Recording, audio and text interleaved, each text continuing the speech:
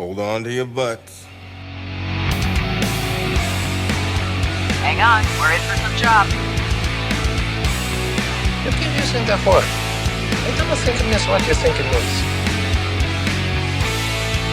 Oh, somebody please think of the children! Welcome to the DeEducated podcast. Hello, everybody. What's up? Welcome to DeEducated. This is episode 4, numero quattro. My name is Chris. I'm Mark, and I aim to misbehave. That's what you came up with this week? Well, came up with is a relative term. It's from Firefly, and if you haven't seen it, I judge you mercilessly. All 10 episodes are now available, so you guys should all be watching it. I noticed you didn't mention the movie. Yeah, because it's there, it's part of it, but is it really? You know, I thought the movie was pretty good. It was good, but Wash dies in it. Like, you got to kill Wash. Why? Like, why do you got to kill Wash? Because they're not doing anything anymore. There was nothing after it. Hey, should we introduce our guest before we keep going here? I guess. We're joined by Jarrod Angove. He's going to be joining us for the day, for the episode, and we'll tell you more about Jarrod, when we get to the main topic. But for now, he's just going to join us, and he's going to be our peanut gallery. He's going to give us 2 cents on the show. That didn't take long. Jeez, shut your phone off. No, it's not going to happen. Yes, do it. Hey, why don't we just control the things that we can control and move on to like our phones? What we did this week. What did you do this week? What we did this week? Well, this week I spent training, obviously working because I'm back from my vacation, which was awesome. And as all of our viewers saw, we were out last week blowing some stuff up with some tannerite. We were out shooting for Canada Day and had just a great time. The land was beautiful. The day was beautiful. And yeah, it was lots of fun. So this week I'm back to the grind working. I've been training obviously in Brazilian Jiu-Jitsu, Muay Thai, as I always do. But Monday was super exciting. I went and purchased myself on a whim a Churchill 12-gauge pump action shotgun, and it's made by Akar, right? I think is how you say that sentence was so butchered. You purchased yourself on a whim. I purchased myself on a whim. How much did you go for? Me, I'm worth $17. Isn't that what they say that the human body is worth if you broke it down into its constituent parts? But really? So I bought if it was like all the elements and stuff, you're worth like $17. So okay. When your mom says tell me more about the Churchill then. Yeah. So it's a 12-gauge pump action shotgun. I actually never owned a shotgun. And so I'm really excited. Synthetic stock. It's by Akar Arms. A lot of the reviews I've seen on it, touted as a good entry level shotgun, but they're a lot of times comparing it to like Mossbergs and stuff like that. And I think you and I talked about this before. And I'm like, why would you compare? Why would you compare those two? So for all the DeEducated people out there, I will be doing a review on the Churchill coming up. We're going to take it out to the range. We're going to put it through its paces.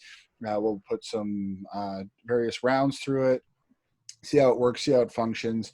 And I'm really looking forward to being actually able to carry it as a predator defense weapon, that sort of thing. So it's going to be lots of fun to shoot. I know that for sure. And yeah, the rest of my week has just been prepping that up, obviously prepping for the show, and just really excited to be back on air and back at it. So yeah, how about you? What did you do this week? Well, I also blew things up on the weekend, and then I additionally went out and shot rifle. It's Project Maple Seed season, so I have to practice too, and in that vein, I started building a custom Ruger 1022. So there's a newer custom 1022 manufacturer in Canada. They're called Grey Birch Solutions, and they're my shout out this week, and I'll shout them out later. But they're sponsoring Project Maple Seed. Oh, that's super cool. I'm getting a custom built receiver and a carbon fiber barrel from them. It's like a 16.1 inch carbon fiber barrel, I think. Should be nice and light, and should be nice and accurate also. And they're in the midst of designing a bolt for it as well. So that's apparently going to take a little bit longer, maybe another week or so for the bolt and the receiver. I've got a Magpul X22 stock that I'm going to put it on, a nice gray stock. Ordered a couple extra parts. I got the Ruger BX trigger. I just didn't have the budget to get the big like a Timney or some more expensive custom trigger. So it's got the BX trigger, and the recoil buffer pin and the auto bolt release sear, and a couple other custom parts for it. And now I'm just waiting for them all to get here so I can put it together. But I'll have to use my stock Ruger bolt for now, which will be kind of interesting, because the actual Ruger 1022 that I have is from the, I think, early or mid, like it was purchased not that long after Ruger came out with the 1022. We'll put it that way. I know it's a 1970s model Ruger. That's all I really know. But I mean, it's older than dirt. So it'll be interesting taking that bolt out of that receiver that's been there for more than 40 years and putting it in a brand new custom receiver. We'll see how sloppy it is in there, but it's going to have to work for now. And the other thing too, I couldn't find a V block. There's a little piece of the V block that you use to basically keep the barrel mated with the receiver. And I couldn't find one anywhere. Everybody was out of stock. So I'm going to have to cannibalize my stock Ruger and take the V block off of it as well for now until I can get another one. So that'll also be kind of interesting. So I think it's going to be a pretty badass rifle by the time it's done, but it's going to take a little while. Other than that, I built a computer. Nice. I needed another computer at work, so just picked up a cheap micro ATX case and put an Asus what is it, the H310M. I'm trying to look at it. I can't even see it from here. I can't even read that from here. I can't remember. One of the Asus entry-level Asus Prime motherboards anyway. Just put a little 9th generation Core i3 in it, an i3 9100, 8 gig RAM, nothing special, just HyperX DDR4 RAM. Put a 500 gigabyte M2 solid state drive in it, and wireless card and Bluetooth card, and nothing special. For sure. But, no, it's interesting now, like with modern computing and just the how things are so modular that you can just swap in and out. But really, it's like I've built plenty of computers in my life, and I think to myself, like, what other boards are there other than Asus right now? Like, there's not lots out there anymore that a person would even really. They seem to have a lot of the market, but I mean, there's I think Gigabyte is making boards now too, right? And there's MSI, and there's there's a fair number of other brands that exist out there, but Asus is just like got that market just cornered. Yeah, and I would say it kind of looks like maybe MSI is maybe number 2. Right. And then everybody else after that is at least around here. Like that's what I'm seeing in in online stores and local stores, and seems like that anyway. It also seems like AMD is really picking things up over the last number of years. Yeah. When was the last time you built a computer, Jarrod? I built mine, I think, about a year and a half ago, and then about half a year ago I swapped out the graphics card. What'd you put in? Radeon or GeForce? I had a GeForce. It was only a 1060, and I wanted a little bit more video memory for rendering and stuff. So I ended up getting an 8 gig RX 580. I think it's been a long time. I don't remember much. So you made the switch to Radeon, though. You like it? Yeah.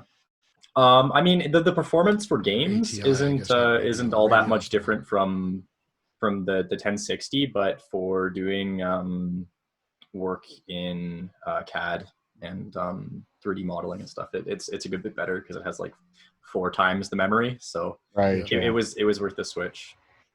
That's excellent. Well, yeah, and we all know like how much prices have really dropped. I remember building, machines back in the early '90s and or even late 2000s. Like monitors were $1,200, and now you're buying, stuff. Well, For a certain song in things have advance, dropped for sure. I mean, motherboards have been cheap for quite a long time now. Yeah. RAM used to be quite expensive. It's not anymore. Hard drives used to be expensive. They're not anymore. But CPUs, man, are still stupid expensive. And That's so are true. graphics Yeah. cards. I think the gap between low end and high end has expanded quite a bit, especially with GPUs and CPUs.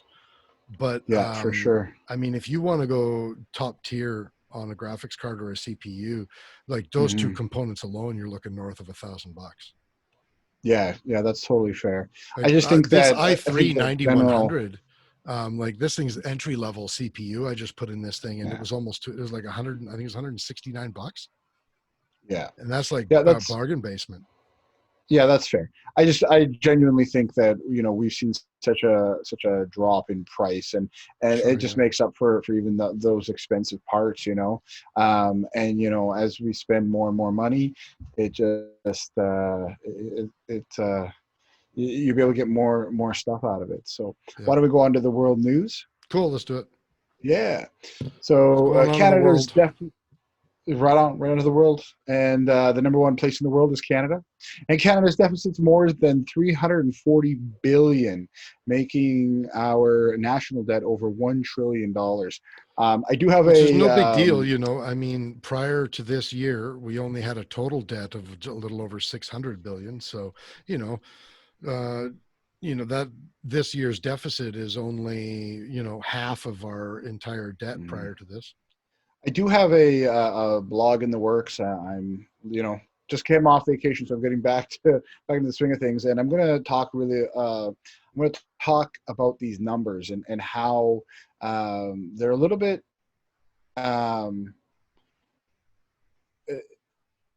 When we start talking about trillions of dollars, millions of dollars, billions of dollars, we're really talking about a scale that people really have a hard time wrapping their mind around. When I explain a trillion to people, very first thing I ask them, I say, how long is a trillion seconds? Jarrod, do you have any idea how long a trillion seconds is? Just off the top of your head? I don't think anybody does. Yeah. So a trillion several seconds, hundred years or something like that, or is it over 1,000 years? 30,000 years. Yeah, 30,000 years. So a trillion seconds hasn't even passed since human beings started agriculture. So, like, when we start talking about a number like $1 trillion debt, like this is astronomical. The way I explain it to a lot of times will be like $1 trillion is like, let's say you had 1 million credit cards, and each one of those credit cards had $1 million on it, had $1 million limit. That's $1 trillion. Yeah. So, like, the sheer amount of money we're talking about is it literally boggles the mind. So then you really have to start to ask that question of, like, what are we actually talking about here? Are we actually talking about something that truly matters? Like, yes, we owe this money, but do we? Look at the United States. They are injecting $1 trillion a day into the stock market during COVID. $1 trillion a day. I think it does matter because it affects things on a global scale. I think it did. I think it did. What do you mean? Well, so before COVID and even before the bailouts, or the crash in 2008, monetary policy mattered, right? The idea of there being debt mattered because you actually had to pay your debt back. But because the interest rates have dropped to all-time lows, and the central banks around the world are basically unified in not really trying to track that debt down or not calling in that debt, you can pretty much print money into the end of time. Yeah, but that affects your dollar relative to other dollars. I understand that, but it's not. Like that's what I'm saying, is that you're right that in any sort of system that's logical that would actually be happening, we would, like, our entire system should be exploding right now, right? Like it should have completely imploded a long time ago. But by just keeping the money flow coming and by putting more and more debt into the system, and everybody basically is saying, shh, like, we're not going to call in anybody's debt. That's basically what the the Central Bank of Canada and the the Fed, the Federal Reserve in the United States. Yeah, but you're talking about two different things. You're talking about borrowing money from the World Bank or from other countries. But that's what you're doing than printing your own money. No, but it's the same thing. That's different than the Bank of Canada printing money. No, it's not. It's the exact same thing. So how it works is the Bank of Canada, right? When our government goes into debt, because the Bank of Canada is not owned by the Canadian government. It's its own bank. It's like a Royal Bank, a Scotia Bank, a TD Bank. It's a private bank with some government oversight. Mm-hmm. So when we go into debt, that $340 billion, we owe that to the Bank of Canada. Mm-hmm. And the Bank of Canada basically prints that money out of thin air. And what the federal government, well, not basically, they do. They print, it's called fiat currency. Yeah. And then so the federal government says, we will pay this money back to the central bank based off of the number of citizens and the tax revenue that we expect to generate over the long term. This is how all central banks in Western Western I understand that, but it sounds like you're talking about two different things. Because no, but that's really what it is. You're talking about borrowing money outside of your country and talking about and so where I'm getting right, and so what I'm saying though is that so some of this debt that we're talking about, where I was talking about, like all the other banks are doing this. So what we're propping up is, so what you're saying is because everyone's doing it, it's not really affecting anyone. That's right, exactly. Unless one country is doing it disproportionately to other countries. Right, and the United States can do it, and that's the thing, is that the United States can do it disproportionately because they're the reserve currency, the world reserve currency. Yeah, but I mean, disproportionately would mean the amount of money that you're printing compared to your GDP and other factors. I mean, that means that the United States can print a hell of a lot more money than we can when you're talking absolutely, about and they are.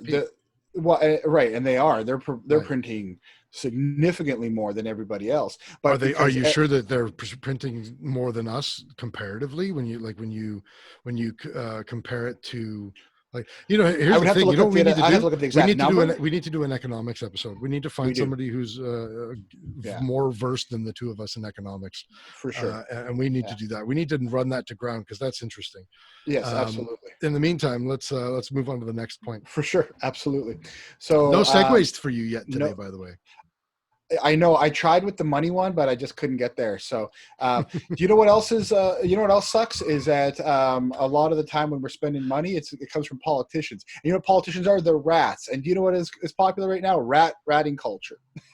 It is popular right now. Speaking of the United States. Yeah, right. So basically, what's happening is we all know that there's been an uptick in COVID in the United States, and so there's been some Americans who have come to Canada or have come through Canada, and people are reporting on them. And so one of the things I wanted But hang on a sec here, because Americans have been coming into the United States or into Canada for vacationing purposes since April. Like, this is nothing new. Like, the fact that this is just hitting news now is kind of a joke. Well, and I think it's because there's people got nothing else to friggin' talk about. But and there's been some report, like, they're seeing it in Nova Scotia, or pardon me, not Nova Scotia. What's the one? New Brunswick, BC. They're seeing it, and I wanted to read a quote from the CBS spokesman Rebecca Purdy.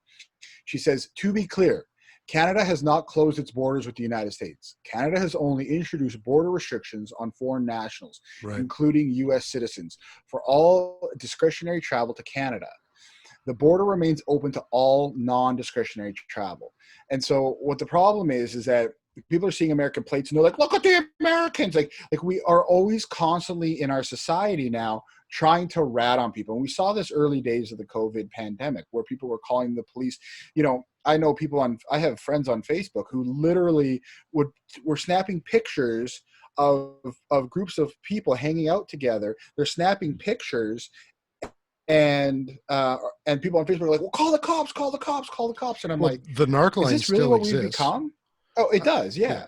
And this But is like, something what that's we've been become? promoted. I mean, our prime minister sat out in front of his cottage and literally told people that if they're aware of somebody who is breaking quarantines, in the early days, to let the government know. And to those people who are breaking the rules, I give you this very stern warning. And, if we have to, we will arrest you and we will forcibly confine you inside of an isolated hotel. And he backed off of that line. I'm surprised more people didn't notice that, because that was some what was the Big Brother was the organization, but what was the department in 1984? Oh Jesus. Do you know, Jarrod? Department 1984. No, the Ministry of Truth. The Ministry of Truth, exactly. It's like the brown bag people disappear. Like, that shit's supposed to happen in China, not here. Like, right? Come on. Well, and I think that's really what's scaring me about this whole thing is that it's really it's setting a precedent that we are just not prepared for, or people are not prepared for. Like, the rat culture has been growing over time, but this is something that is absolutely terrifying.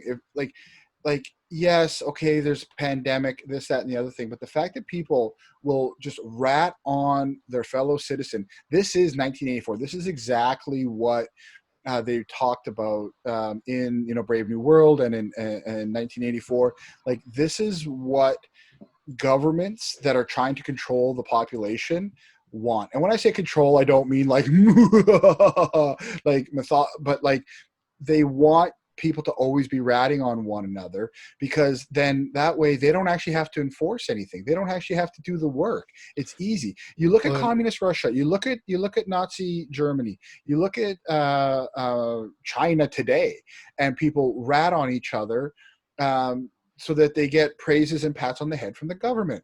Look, the police should be out there trying to investigate, track people. That we should have government agencies in there whose job it is to make sure that all the quarantine people are doing their thing, and the citizens, you just got to stop.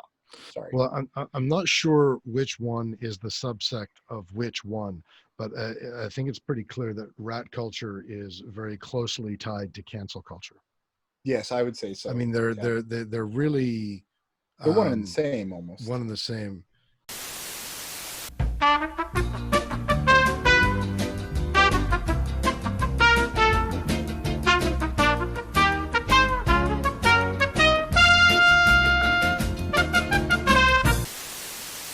Hey folks, we're back. Sorry about that. A little bit of a technical difficulty issue. Jarrod has swapped places with Mark. Other than that, everything is the same. Hey, Mark, what else is going on in the news? Well, what we've got going on is they're now starting to lock down buildings rather than cities. And what I mean by that is we're finding out here in Australia, there's actually 9 tenement squares. Did you say here in Australia? Here in Australia, geez. In Australia, I'm not in Australia. They're actually locking down tenement blocks rather than the entire city of Melbourne. And so... That's interesting. What's the justification for that? Well, the idea is that there's COVID in these buildings, and so they have to lock everybody down. And what's fascinating is that they're locking everybody down for 5 days, so it's not even within the confines of the 14-day quarantine. And when people were actually coming out of their building to go get groceries or go to the store or whatever, there were just tons of cops around, and the cops kept saying, Yeah, the cops are telling them, we don't know why, but you're all locked down. And so eventually it came out that it's COVID. And they're saying that for basically convenience, rather than having to shut the whole city down, that it's easier to lock these people up. So essentially, the Australian government has put about 3,000 people out of these 9 blocks into lockdown or into incarceration for the next... So how does a democratic, supposedly non-authoritarian government justify that? Well, they're saying public health. But that's clearly exactly what they've China said overstepped. when they welded people into their buildings. This is welding people into the buildings just using police. It's coming out now. Reports from people in the buildings. They literally come out of if they come out of their apartments, there's a cop on either end of the hall, and they have to answer why they've left their apartments. They're not even allowed to intermingle with each Oh my other God. inside of their apartment buildings. And they have to answer now to the police who don't even know why they're locked down. why they're locked down. They were locked down for, it was almost, I think they said, I might be getting the numbers wrong, but I think it was either 6 hours or 16 hours before the people actually found out a legitimate reason of why this was happening. And these are, and the worst part about this is that these are tenement blocks. That's low income housing, right? Yeah. So that means that they lock down poor people in their buildings. And did a they lot of these provide folks, them with food? Well, they started to after 16 hours. After and 16 that was hours. apparently what, I might be getting that number wrong, but yeah. So, and that's the thing is like these people, they didn't have food. They don't have the resources. They have to go to work. How are they going to pay their rent? Who's paying all of these expenses now And for them, right? it looks like you got this from ABC, right? That's from ABC. ABC Australia, That's though. ABC Australia, Yeah. yeah. And that's the thing is that so what we're hearing here in Canada is definitely different than what we're hearing in Australia, right? So like in Canada, there's been a few reports. It's been kind of just off the cuff. Australia, people are really upset about this. What's And on the going flip side, on people are in upset on New the other Zealand side. and Australia, man? Like, first New Zealand, busts down doors and points guns at kids so they can take away people's scary guns that, Right. were never used to hurt anybody. And now Australia is locking people in their homes by police rule. Perhaps it's just proximity to a communist country. I'm not too sure. It's rubbing off on them, you think? Maybe it's rubbing off on them, maybe. I don't know. It's like in the freaking water. I'm not entirely sure. But I think what's happened is they've got a lot of left-wing governments. People are trying to, quote unquote, do what's right, and they don't want to push back, and this is scary because, again, this is a Western democracy doing this sort of stuff. Yeah, if somebody said to me that this was happening in pick your third world despot country, I'd be like, yeah, sounds right. This is Australia, for God's sake. Yeah. Like, But, they're like the Canada of the South, of the Southern Hemisphere. By the same token, Australia has done some things in the past too that are, pretty authoritarian as well. I mean, Yeah. I just talked about New Zealand and their heavy-handed gun ban. I mean, Australia did it in the 90s, Yeah. Like they've Exactly, got some but strange ideas over there. They sure do. And they say things weird too, so. Yeah, well, that's just, I think that's just a homage to their British beginnings, That's This is what happens a so couple of true. 100 years after you let all the convicts go in a penal colony. They start saying weird words and start oppressing one another. Yeah. Hey, before we piss off all the Australians, all the that I know, Aussies, yeah. Exactly. What's next in the news? Do you remember Pizza Rat? Do you remember him at all? So this was the no. So I don't know. Jared, do you know Pizza Rat? Jared knows Pizza Rat. That's another obscure internet reference that is probably entirely unrelated to what you're talking about. Hardly obscure. No, I'm not talking about what you're talking about. I'm not talking about what you're talking about now. Yeah. He's talking about pornography. Yeah, exactly. He is actually talking about pornography. How did I know that? So Pizza Rat, back, I don't know, 2 years ago, there was a rat that was literally dragging a piece of pizza down a subway step. Okay, now I know what you're talking about. Yeah. Right? Okay, so that's Pizza Rat. Yeah. So now, because of the pandemic, the rats are hungry in New York. And so the diners have now reopened, but they have to be outside, so they can't be indoors. And so rats are now coming onto people's tables, stealing their food and taking off. So it's truly amazing. They do say that the rats in New York are absolutely huge, and Pizza Rat was definitely a test of that. But now you've got these pandemic pizza rats, so it's quite funny.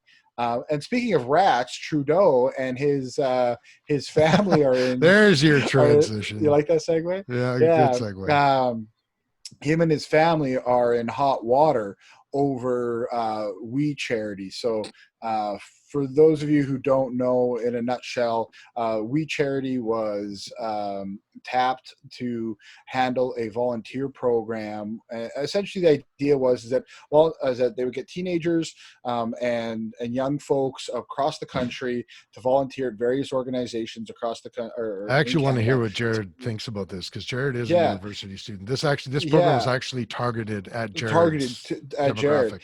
Yeah, for sure. And the idea was is that people would come in and they'd volunteer in these organizations, and those students would receive some money, up to a maximum of $5,000.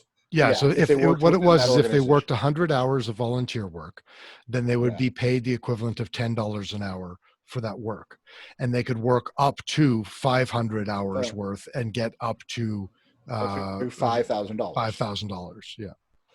Right, and the organization itself would have to report into We Charity and all this. So it turns out that it was basically a no bid contract, and We Charity was handed. Before we get into the unethical, potentially illegal violation, Jarrod, what do you think of a program like that, paying students what equates to less than minimum wage for, quote, volunteer work, which by definition is unpaid? I have a lot of problems with the idea of, internships that are below minimum wage or unpaid and things like that in general. I think volunteer work, maybe incentivizing something that people were already going to do just to sort of raise the rates. I don't think that's a huge problem.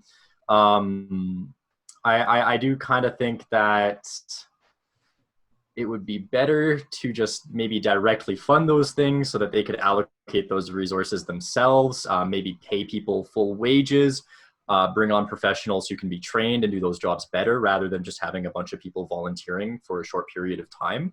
I think that generally would have been more cost effective. But I guess if you're going to be putting your face on it, it's a lot easier to say, oh, look, Trudeau's giving me all this money to go do something that I was already doing.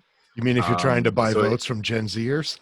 Yeah, exactly. But no, yeah, my opinion would just be take that money and directly fund these organizations that are looking for volunteer work. Yeah, so I'm very uniquely situated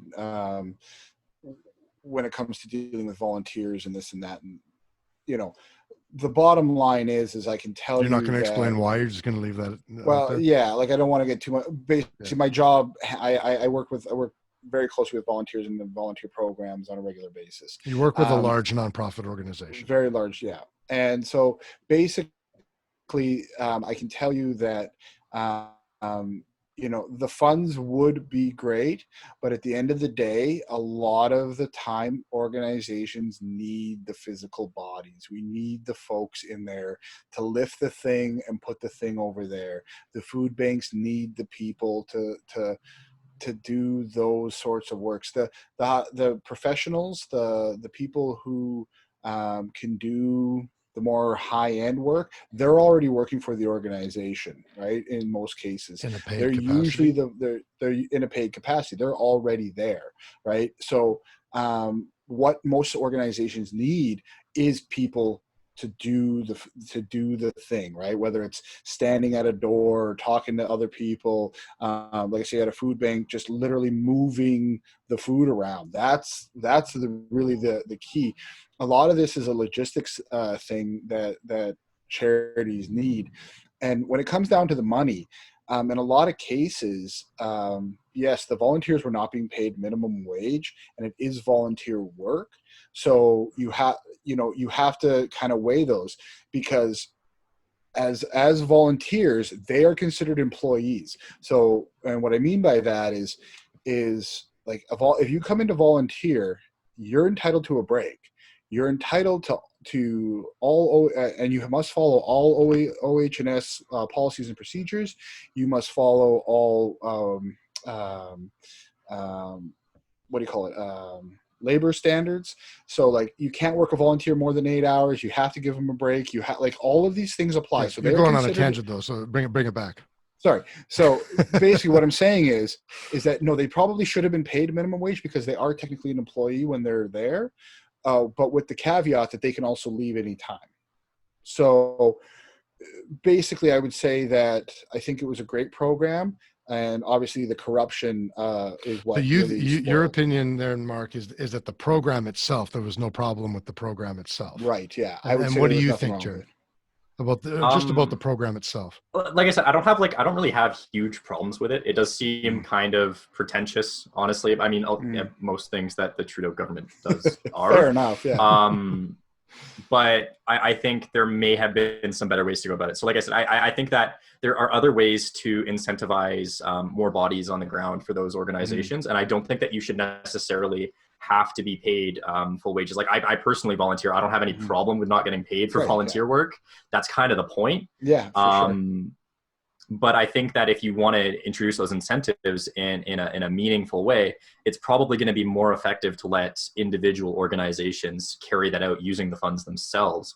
So if you wanted to do some sort of advertising campaign, give that money to the organizations, allow them to put advertisements out there, say, hey, maybe we'll pay you like $5 an hour or something like that.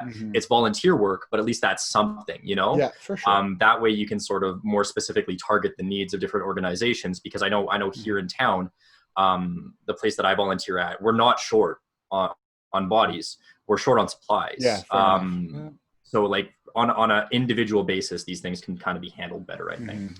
So it sounds like you're basically saying that not necessarily a problem with the program, but the idea of trying to pay volunteers directly rather than just, giving funding to organizations to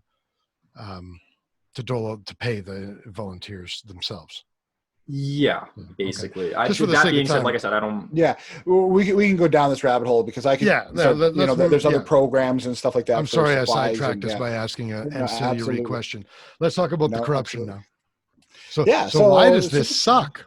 So super corrupt. So it was no bid contract. Basically, Trudeau and his family have been plugged into We Charity for a long time. Everything from speaking engagements to trips to board members that are board positions that have been handed over to the Trudeau But family. that was not disclosed originally. None of it was when the program was announced. And it was no bid though. You're right. They didn't even add like that. What do they call it? A single source contract or something like that. And when they originally announced it, they announced it as single source, and the justification, again, Trudeau stood in front of the door in his cottage and said that We Charity is the only charity, or is the only organization that is equipped to be able to do this work, which now is obviously not true, because now the government's going to be doing it. Yeah, right. And United Way, Red Cross, Pick Your Poison, Imagine Canada. Like, there's a dozen different nonprofits who are easily as capable as We Charity to pull this off. And quite frankly, some of them are more logistically sound than We Charity as well. So in any event, he named them, said they were the only ones, even though clearly they weren't. Now, why is it? Where's the corruption, and why did he actually choose them? Well, I think he chose them out of sheer nepotism, right? The guy doesn't really do anything that isn't going to benefit him and his family. I mean, in terms of the news article, like obviously our opinion is that he's doing it out of nepotism, but according to the news, like it's come to light that him and his family are very closely tied to We Charity. His wife has done work for them. He's done speaking engagements for them. Originally, his mother has. His mother. Well, that's the real news here. Recent news. His mother has been paid $250,000 for speaking engagements. Yeah. His brother was paid $32,000 for speaking engagements. I forget the figure, but it came out last week that his wife has been paid for speaking engagements. I think it was in a couple hundreds of thousands. For his wife? Yeah. He says that he was never paid for speaking engagements. I'm waiting for next week when it turns out that he actually was paid for speaking engagements. Yeah. Because why would they pay his wife, his brother, and his mom, but not him? I mean, and maybe he wasn't paid, but his hotel was covered, his flight was covered, his food was covered. Well, that's all a guarantee. Right. Yeah. There's not much question about that. Exactly. But the ethics commissioner is now investigating him for a third time. That is a precedent that has not been set ever for a Canadian prime minister, especially not a prime minister who in the first 2 investigations was found guilty of both. Right. And it is likely he will be found guilty again. The Mhm. Conservative Party today actually announced that they are demanding that the RCMP investigate this because they didn't investigate the SNC Lavalin affair. Right. And I don't know whether they will or not, but I don't know. At some point, you say, well, I'm not an unethical person. I just acted unethically. Okay, cool. Second time, I'm not really an unethical person. I just acted unethically. Okay. I'm not a racist. I just wore blackface once. Did you do it at any Right. other Yeah. time? No. Except Well, actually, I yes. just found out that you did. Okay, Yeah. sorry. No, there was another time that I did it, but I'm not a racist. I just wore blackface twice. Yeah. Okay. Like At some point, you are the sum of your actions. right. Exactly. So is Justin Trudeau an unethical person? Well, let's wait until he gets convicted a third time and we'll reserve judgment. Right. And speaking of things that are not surprising, the retail sales in Canada dropped massively in April, surprising experts. The only reason I wanted to cover this article was just be a condescending asshole. What they're saying is that they thought it was going to drop 15% and it dropped 24% on average, right? Mm-hmm. So it was an uptick of 9%. But this article, specifically in the HuffPo, literally... For those of you playing the home game, that's the Huffington Post. Huffington Post. Yeah. HuffPo. This article is, and specifically its headline, is so oozing of clickbaitiness, right? It literally says the Canadian retail sales see massive drop in April, surprising experts. Literally, experts. You know what? Surprising the experts. They're surprised. First of all, how are you surprised, right? You thought 15%? The entire economy was shut down in April, across the country. Yeah. Completely. April was not a month. This should have been 100%. I don't know, man. We're screwed. The only screwed. person making money in April was Bezos. Right. And Trudeau. And yeah. And so the article basically says this they underpredicted and this and that, but yeah, it's a thank you Captain Obvious article. Right, exactly. And so I had to mention it because it was just one of these things that just kind of tweaked me today. I'm like, God, why? So side news article, CBC reported today that the economy is recovering and is doing quite well because the stores open. Because stores have opened, and it's an interesting narrative because I listened to CBC this morning and they were talking about how the economy has recovered and it recovered this much in the month of June, and our unemployment rate dropped to only 12.5%. I think it was 12.5. Yes, it's 12 point something percent. So now the world is great and our unemployment is 12%. And so, don't worry about COVID. The economy's great. Then I listened to, what was I listening to now? I think it was just CTV I was listening to. And they were talking about basically the same thing, but they were saying guys, this is going to take years to recover from the economy. The economy is not recovered just because some people got to go back to work. Right. And, again, your Captain Obvious article is CBC, unemployment dropped. A bunch of people went back to work. Well, yeah, because the government finally stopped telling them they don't have the right to go to work. Anymore. Right. Exactly. And it's like the stock market. You see the stock market's recovering. First of all, the stock market is nothing more than a measure of rich people's happiness. That's all that. Well, and they also say the stock market as a whole is recovered just because the TSX recovered. And we're talking about a fraction of a point. TSX recovered 0.000043% today. The economy is doing well. Yeah, exactly. And then they don't report tomorrow when it drops 3.6%. Yeah, exactly. Yeah, it's absolutely asinine. The stock market fluctuates day to day. Exactly. How true is that? So So, last news piece is a bit of pieces. Yeah. a local news piece. Video footage was released of a Saskatoon police officer. This is Saskatoon, Saskatchewan, Canada. Saskatoon police officer arresting a suspect who is happens to be an Indigenous man. And the video, I mean, just going by the video, it is, a police officer mounted on top of a person, not very Yep. well, mind you, but mounted on Yep. top of a person. And he punches him several times. He's yelling, "Don't stop resisting." The man is screaming quite a lot, telling him to stop, telling him to get off of him. Is a lot of what he's screaming is unintelligible. And it's shot through a bush, so you can't see very well, but I mean, you get the gist of what's Right. going on. For sure. And You do, yeah. then I think 7 more police officers eventually arrive, and the video cuts off,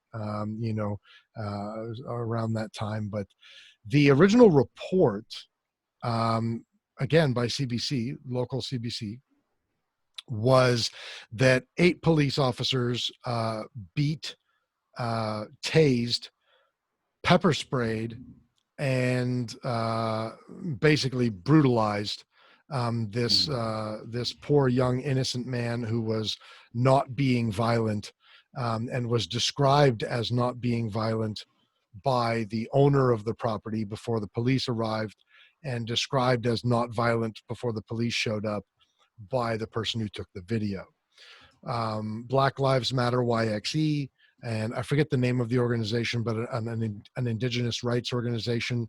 Both were interviewed, and they're calling for not defunding of the police, actually full-on abolishment of the Saskatoon Police Service, and that these officers should all be fired immediately and should face charges for police brutality. And this all happened the day that the incident happened. Saskatoon police said, we're there doing an investigation, and they asked the public to reserve judgment until the investigation was done. And the investigation appears to have been done, because the Saskatoon Police Association released a statement yesterday saying that throughout their investigation, they have determined that the actual course of events was as follows, and that the video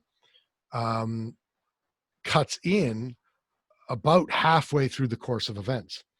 And Right, so the okay. reporting is now that what happened was, first of all, this person had been arrested earlier in the day for exposing himself in public.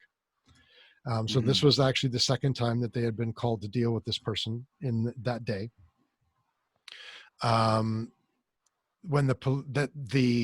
That's the other thing too. Sorry, the Black Lives Matter YXE had released to the news that the police were responding to a wellness call. The police are saying they did not respond to a wellness call, that they were called for trespassing and somebody engaging in suspicious activity while trespassing. Not the same thing as a wellness call. So the police arrived. They're obviously obligated to respond, and they're obligated to remove the person from the property because the call was for trespassing. Right. And when they asked the person to leave, he became agitated. When they tried to make him leave, this is one officer at this point.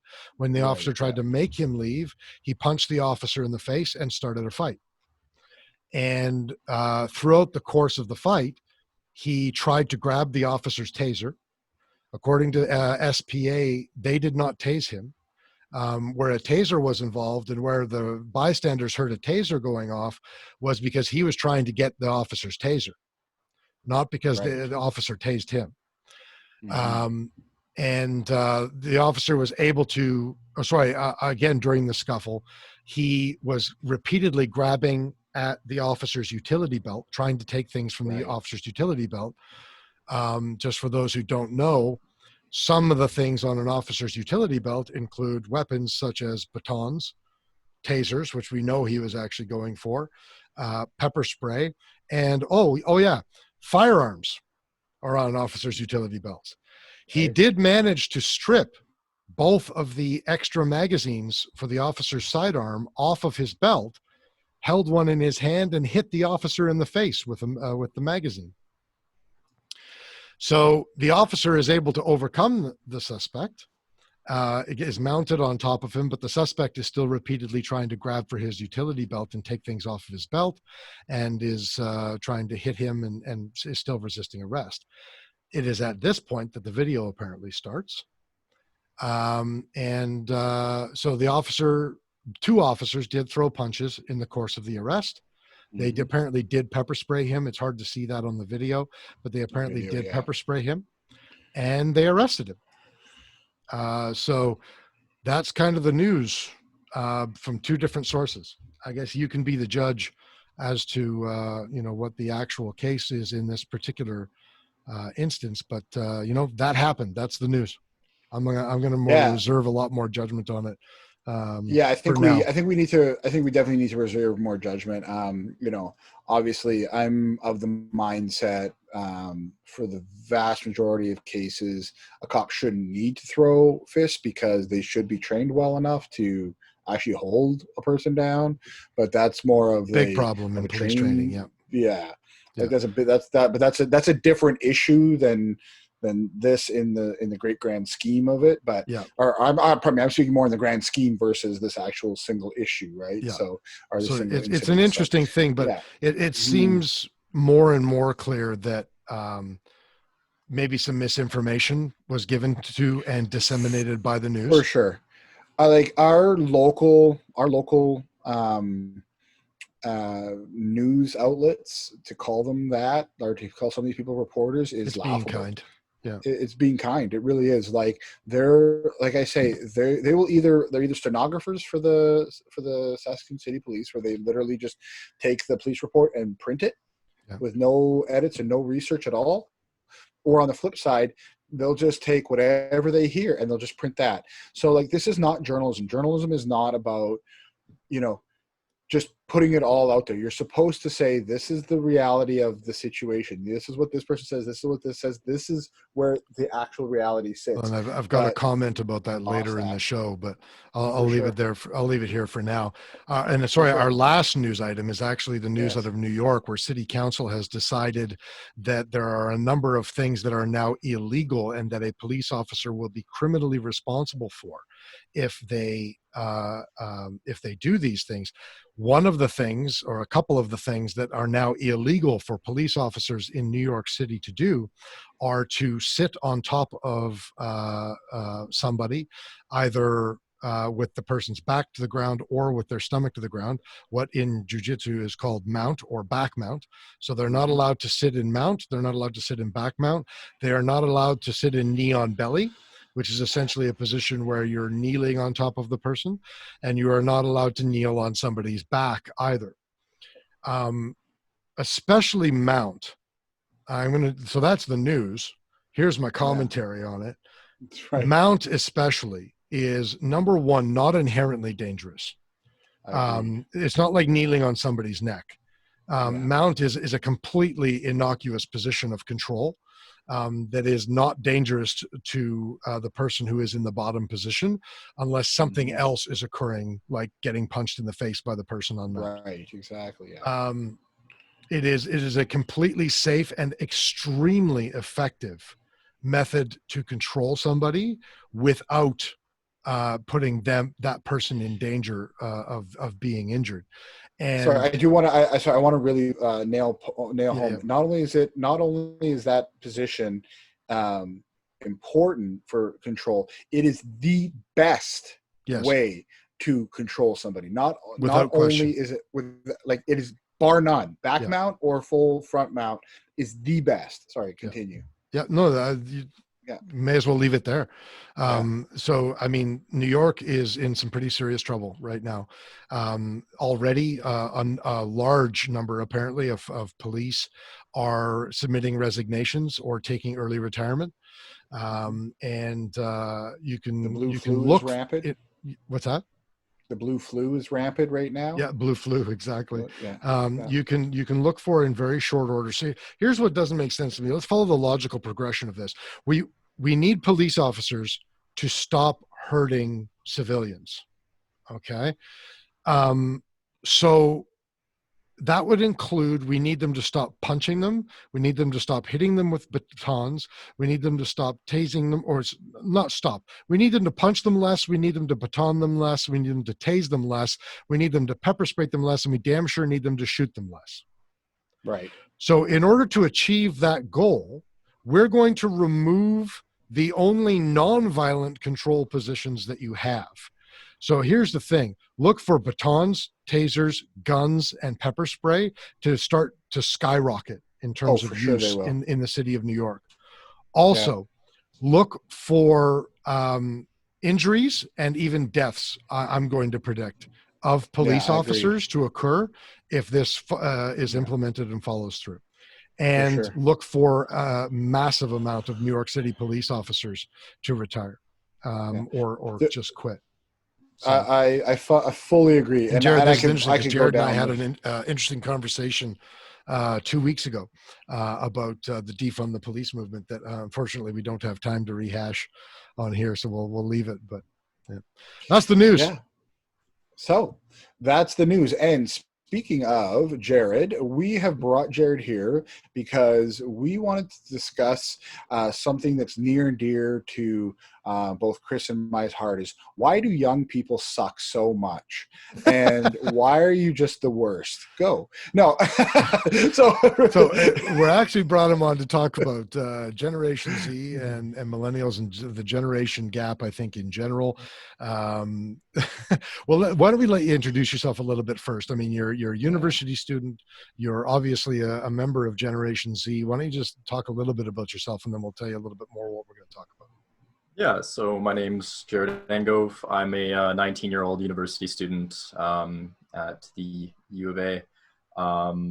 I study engineering, so I've got enough of a background to be able to read, some statistics. I know how to search for papers, so I like to think that I read up on these things the right way. I take interest in a lot of different political issues, but I found this one to be kind of particularly interesting. So yeah, that's you. Perfect. And you like healthy debate. Oh yeah. And frankly, that's why we brought you on, not just because you're a 19-year-old university student, but because you are articulate and intelligent and you enjoy debate. So that's quite enough complimenting the young person in the room. Yeah, I'm trying to make his head bigger because we're going to be cutting him down for the whole rest of the show. So, so Mark is essentially going to talk a little bit about generations and like why generations are important and basically what they're a predictor of. But before we do, I think we have to do some disclosure here. First of all, we're going to be defining generations and the different generations according to Pew Research. Pew Research is one of the largest and most well-respected research and polling organizations in the world, let alone America. So we've decided to go with them because they are widely recognized as unbiased, and they have a high degree of trustability and accuracy in what they do.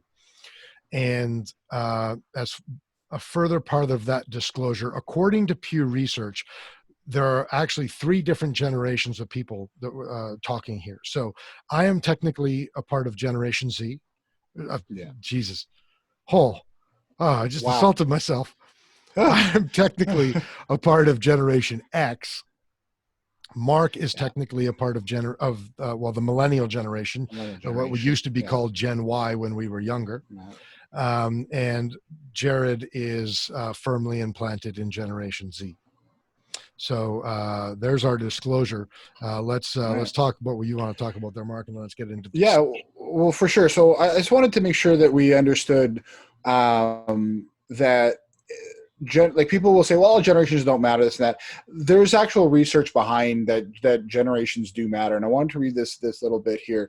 It says an individual's age. This comes from Pew Research. You should say that. Yeah. Yeah. So this is coming from Pew Research themselves. It says an individual's age is one of the most common predictors of differences in attitudes and behaviors on issues ranging from foreign affairs to social policy. Age differences in attitudes can be some of the widest and most illuminating. Age denotes two important characteristics about an individual: their place in the life cycle, whether a young adult, middle-aged, parent, or retiree, and their membership in a cohort of individuals who were born at a similar time. The nature of age as a variable allows researchers to employ an approach known as a cohort analysis to track a group of people over the course of their lives. And so I think it's very important that we understand this, that even the differences between Chris and I, and we're only a few years apart, as him being a Gen X and me being a millennial, I actually see it in our relationship. Some of the things that I do that are very millennial, and some of the things he does that drives me crazy that are very Gen X, right? But at the same time, we are close enough, and I'm at the end of Generation X, and right, you're near the beginning of the millennial exactly. generation. So we have a lot of similarities. Yeah. Right. And so there is this overlap that happens between the generations, but the idea that generations are a meaningless concept and that it's all kind of fluid is just simply not the case. We see it in the research. We see it in people's attitudes. These are things that well-educated people have spent a long time figuring out. Now, it's not a hard line. It's not like a guideline. It's a guideline, right? And how could you possibly like this or that if you're this, that, or the other generation? So let's. I just really wanted us to caveat this whole conversation with that. And so basically, we've just talked about what the generations mean to us. But Jarrod, we want to know, what does Generation Z specifically mean to you? Oh gosh. So I would say that largely Generation Z is kind of defined by an early introduction to technology that a lot of the other generations didn't have, more specifically the internet, because I think that, millennials did have technology. I think it's just the prevalence of the internet in my day and age that has really changed the way that we have been raised. I think what we've kind of seen from that is a new sort of young culture form where kids are more enabled to sort of interact with communities that surround their interests. They find new role models much easier, and they sort of their view of the world sort of is a little bit broader, I think, in that regard. At the same time, we have some other impacts of sort of the state of the world, at least I'd like to think. Most children don't really, I think, consider world issues a whole lot when they're growing up, or at least they're not exposed to it much. But I think at least in the older sets of us, people like myself, we are sort of being faced with a uniquely changing world that is having a lot of new problems that previous generations haven't really had to face before. And from what I've seen, that sort of caused a lot of stress and I think separation from previous generations as we're sort of facing the things that have come up in their lifetime. Mm-hmm. So would you consider yourself typical of Generation Z? I'd say that it's really hard to nail down what a typical Gen Zer is. I think that in the sense of me having had early exposure to the internet, that kind of qualifies me as being a typical Gen Zer. That being said, I wouldn't consider myself the median. Like I said, I'm a little bit more concerned about world issues, and I sort of throw myself into these things a little bit more than the average kid, but that's not really a huge difference. So that you don't think that I beg to differ. I think that's a pretty big difference, actually. I mean, one of the maybe not one of the, I mean, this isn't backed by research by any stretch, but one of the stereotypical classifications of Gen Z and even of millennials, the younger millennials, is the how do you call it, the lack of valuing of intelligent pursuits. Intelligent pursuits, eh? Well, I think one of the things that we really need to consider is how young my generation is. Like the oldest person in my generation is what, like 24, 25, something like that. Yeah, your generation, according to Pew Research, your generation started in 1996. So 24. 24, right? So that's incredibly young. Like that is just entering the professional space for the first time. Like that's you're just getting going in your jobs. Maybe only then are you sort of starting to get introduced to more complex political ideas.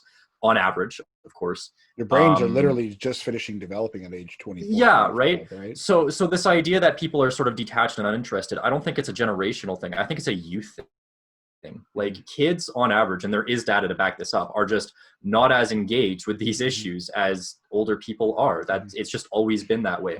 So this idea of judging an entire generation for not being engaged with these things when they're too young to be judged for engaging in these things, I find to be a little bit absurd.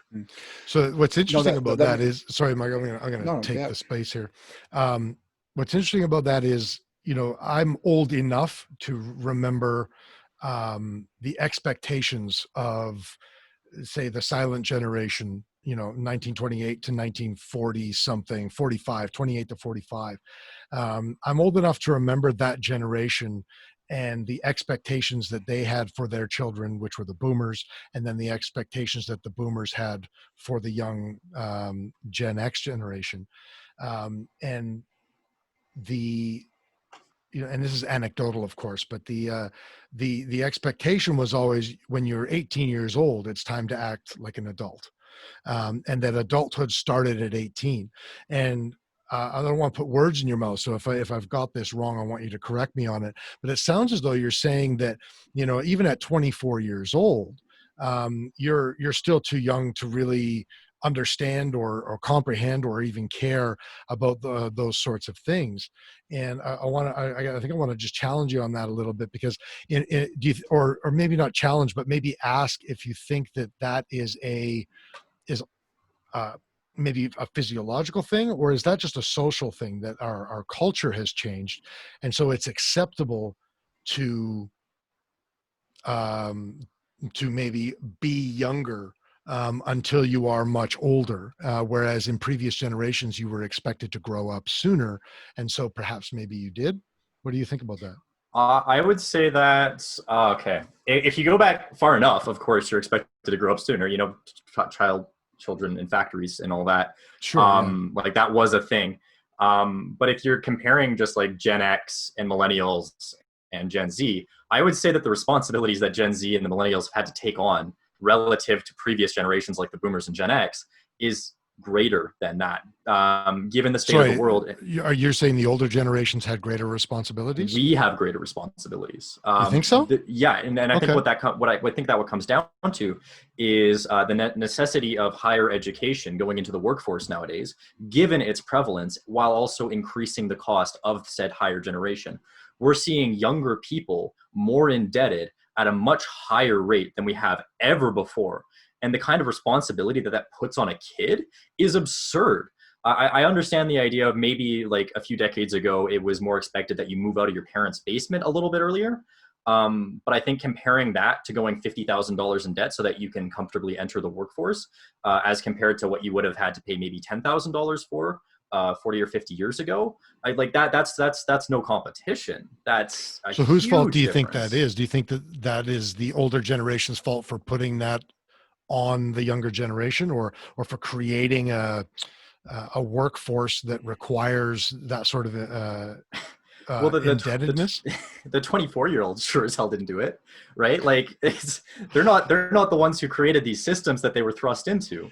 We're Right, but too I would young also for that. argue, right, and I feel like that I am now officially the quintessential millennial. I've got a Gen Zer yelling at or Gen X or yelling at a Gen Zer while I'm sitting here as a millennial going, I'm just going to work. But no, so like, and I think that to your point, you're right, but the millennials didn't do it to ourselves either. Like my mom and dad, when they got married, they could my mom always talks about my dad's paychecks would sit on top of the dresser drawer for weeks on end before he would go cash them, right? Like they lived in a time when you could buy a car for $6,000. You're right, inflation has gone through the roof. You look at any metric where production of the individual has gone up, the amount of money has gone up, but the actual what people are getting paid has stayed relatively the same. The same person in 1980 is getting paid, or the same level of education is getting paid the same in 1980 as they're getting paid in 2018. So unequivocally, the system is the problem, but it's not the Gen X's that did it. It's not the millennials, and it's definitely not the Gen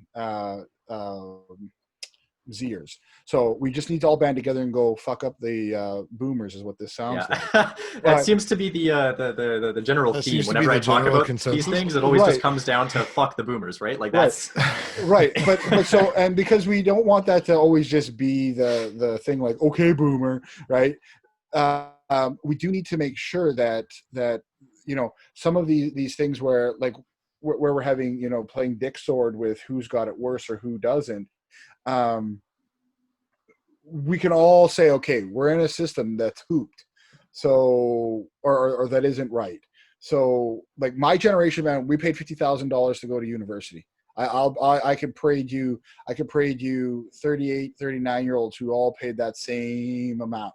So I'm Gen X, and I would have paid that if I had finished university. It's not necessarily new. It's new in like a 50-year span, but in the smaller term, it's not a new phenomenon. Yeah. So again, to my earlier point, why does your generation complain so much? Okay. No, I'm giving you a hard time. Yeah. So to sort of get back to the point of like them being disconnected, I want to sort of touch on this one more time. Sure. Having only a 5-year span of your generation, even being sort of like capable of directly engaging in these things, sort of disqualifies you from having a statistically significant group of people that can actually represent these things. So of course you're going to see a skewed amount of, like, you're going to see a skew in the data. You can't call that a generational problem, because we haven't even seen it operate yet. That's fair. Yeah, you've got a good point there. And that's an interesting thing that we were talking about before we even started, that currently Generation Z, how many years? It's 24 years. It spans 24 years. The millennial generation spans 15 years. The Gen X spans 15 years. And what did we figure out? The boomer generation spans 18 years, and the silent generation, going all the way back to 1928, spans only 17 years. Mm-hmm. So Generation Z spans the largest number of years, and we were talking off air that at some point in the future it will probably get broken up, and it'll probably be cut. I think like around like the 20 at the latest, like the 2012 2014 mark, and it'll probably call that a new generation. Yeah. So I would even argue possibly even around 2010, maybe even a little earlier. Yeah, but even operating within that subsection, that is still like a much smaller generation. Like that's still like half of our generation is yet capable of engaging in a much smaller segment of your generation has reached adulthood.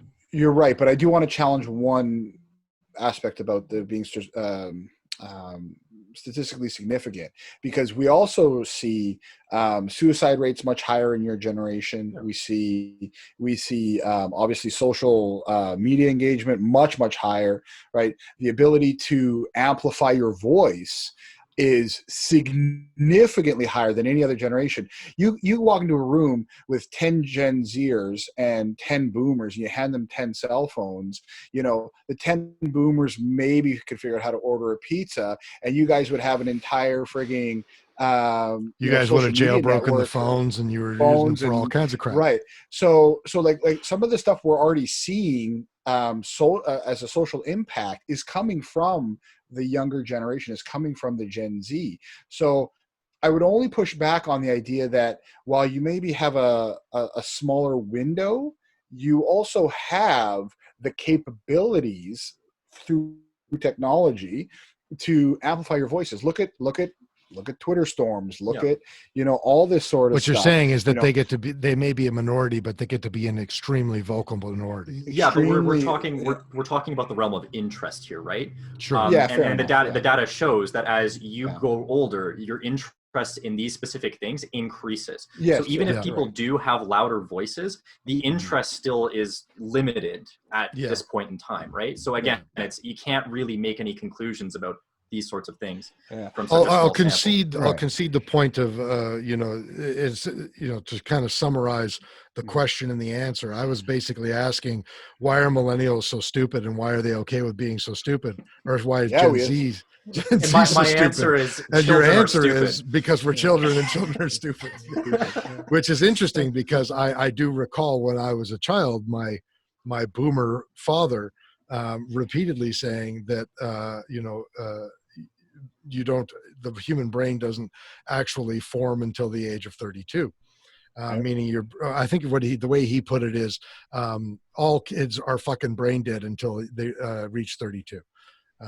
That's such a stupid, because it's most of the development is done at a much earlier age, right? Well, like, I don't think he all, was like, speaking minuscule. scientifically. Yeah. I think this was his way of keeping my generation down.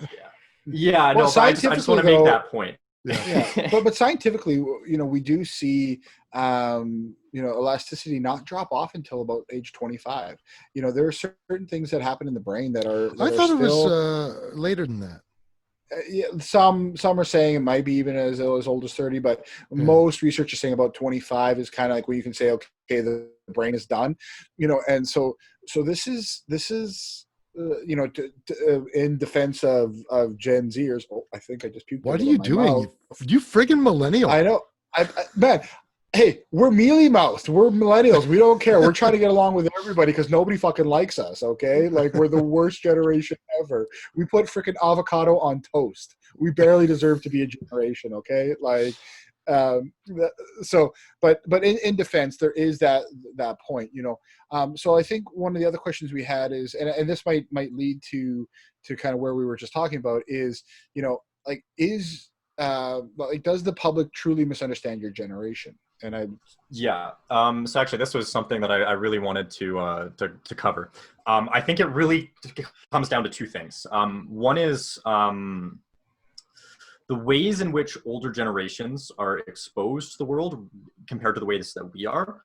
And the other is the structure of modern social media. So to start with, sort of backpacking on that comment I made about younger generations being exposed to a sort of broader set of ideas, given their young exposure to the internet, we're seeing a lot more of the world's problems than I think a lot of older generations have. And we're being exposed to them, perhaps not in the healthiest of ways, and perhaps not in the best detail. Sorry, just a second. When you say when you're seeing it, do you mean that it's in the forefront of your consciousness more than it would have been in previous generations? I would go further to say that it is in the forefront of what we're seeing every day, right? So you're referring to more media and that sort of thing. So you're saying it's in your face more. Exactly. Yeah. Okay. Some people may not think about it, but even at like a subconscious level, it's got to be there because it's being put into our faces constantly, right? Because the information is more readily available. Exactly. Right. Yeah. And so what I've kind of noticed is that I sort of see slightly more social awareness in my younger generation, even with underdeveloped brains and all that, to an extent that I really don't see in older generations. And what this really comes down to is I see a lot of younger people speaking out about problems in the world. And I see a lot of older people sort of beating them down saying, well, you just don't understand. This is just the way the world is. You're just trying to make trouble to get attention. When I was a kid, I had to walk uphill both ways to school with wolves chasing. Yeah, exactly. Yeah. That kind of thing. And I think I see that more in like the boomers, right? Like, and I look at the boomers and I'm like, you have no idea. Yeah. I look at the boomers and I'm like, you have no idea what's actually going on. Like if I actually ask what a boomer, what's going on with like the Israeli-Palestine conflict, or like what's going on in Yemen, or like what's going on in like these massive geopolitical issues, I would just get a blank stare.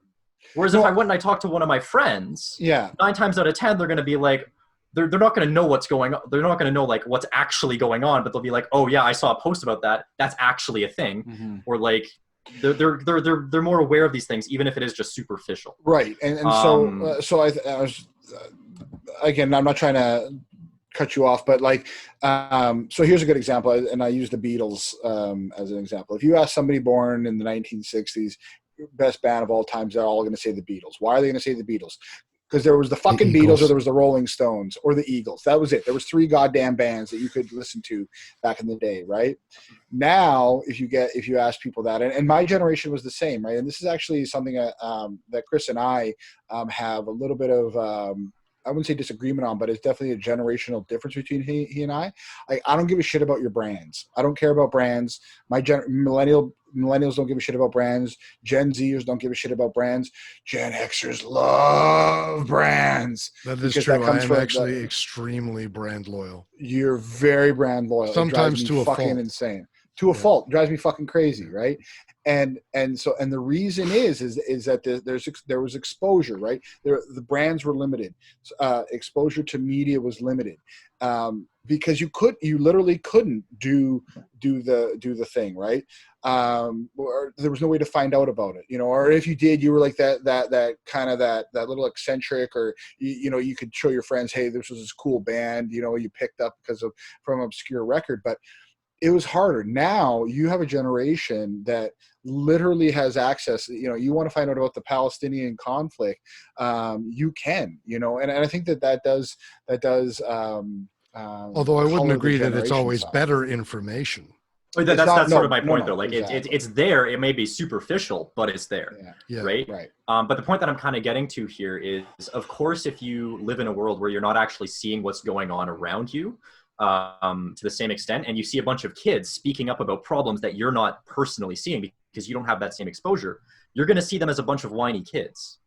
Like that's just how you perceive the world around you. And I think that's where a lot of these sort of stigmas come from. Are you talking generally, or are you speaking specifically about Gen Z when you say that? I think it kind of affects millennials and Gen Z both. I don't know if I'd say it's equal. I think millennials get a lot more flack than Gen Z, just because millennials have been around for a bit longer. And we are a terrible generation. Like I would say born like mid to late 80s and after. The first several years of millennials, I think, are markedly different. Like if you were born in 1981 through 1985 or 6, I think you still have quite a number of, call them Gen X qualities. Traits. Yeah, for Traits, sure. Yeah. I agree. I do think that, I try to own my millennialism just simply because I try to distance myself from millennials as much as possible. I've been taking shit my whole life about being a millennial, or Gen Y, or whatever the hell we were called there. And I do think that our generation does have a lot of problems in it, because we came, I always say, I grew up with the phone on the wall, right? And then I had a phone in my pocket when I was 18 years old. Yeah. Like, that's a culture shift that most generations will have never experienced. Like, it's one thing to be born in the technology and inculcated in it and having it washed over you. Mm-hmm. And then on the flip side, you've got the boomers who, like I say, they can't order a pizza off Skip the Dishes.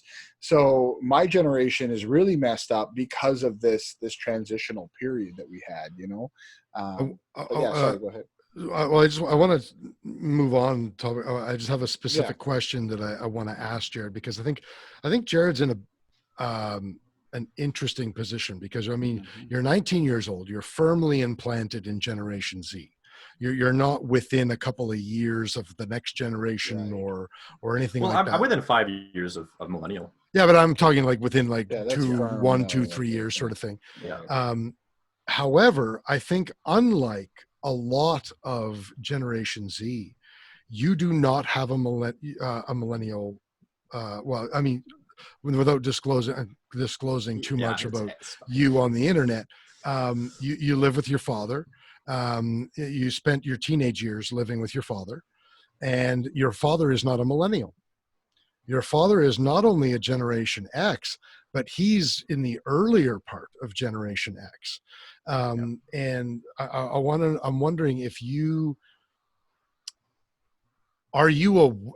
does that make a difference for you, or did it make a difference for you in your younger teenage years? And do you think that it is, you obviously see your friends. I'm sure a lot of your friends have millennial parents, I'm guessing. Yes. Do you see a difference? The problem is the way that my father raised me is probably more in line with a millennial parent than it is with a Gen X parent. So from what I've seen, you think so? Because he's constantly telling people to pull up their pants. I think it's kind of difficult with Gen X parents, because it's very, very hit or miss. Like, they're kind of all over the place with the way that they raise their kids. I think millennial parents are very, very liberal in the way that they go about it. And I personally do view that as a better way to raise your children. I think that you should have You have your think the kids be a little bit millennial more. method is better? I do. I do think that the millennial parents do a better job on We'll average. have we'll have to agree to Um, disagree. but I think that there are plenty of Gen X parents My that also daughter's going sort to of be take. awesome. So There you go. I think there are plenty of Gen X parents that sort of take a more millennial-esque approach to it.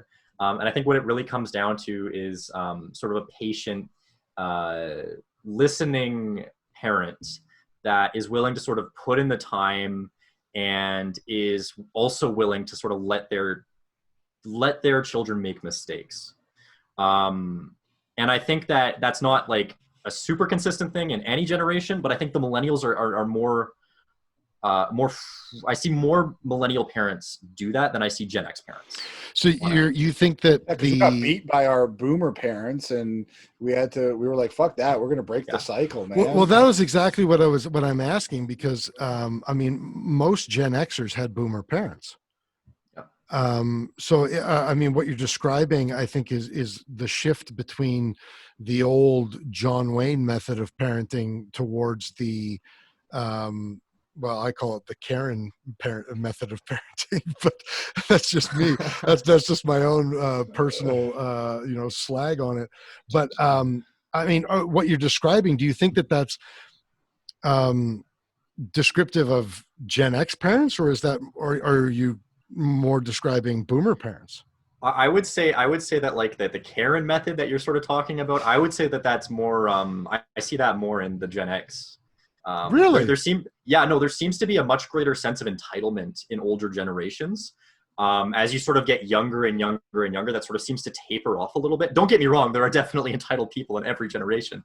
Of course. But But that Karen whole sort of is like, literally defined. I mean, there's no definition for this, but the stereotypical Karen is literally defined as like a mid 30 something with the particular haircut, which is very firmly millennial. It's like I wouldn't say so. I would say that the idea of like a Karen is like, this is a weird conversation that we've gotten ourselves into. That's the whole show's about. we pretend that we're talking about important shit, but we really had to start talking about Karens. Yeah, I think the fundamental idea behind the K slur or whatever you want to call it is that it's a sort of like a privileged suburban lifestyle that breeds a huge sense of entitlement, especially when interacting with people in sort of lower classes economically than you. Mm-hmm. And again, you sort of see that, like, as somebody who has worked in retail, and I'm sure the two of you have had experiences similar to this in the past, that old white lady that comes in and is like, you are going to serve me, and if you don't, I am calling your manager.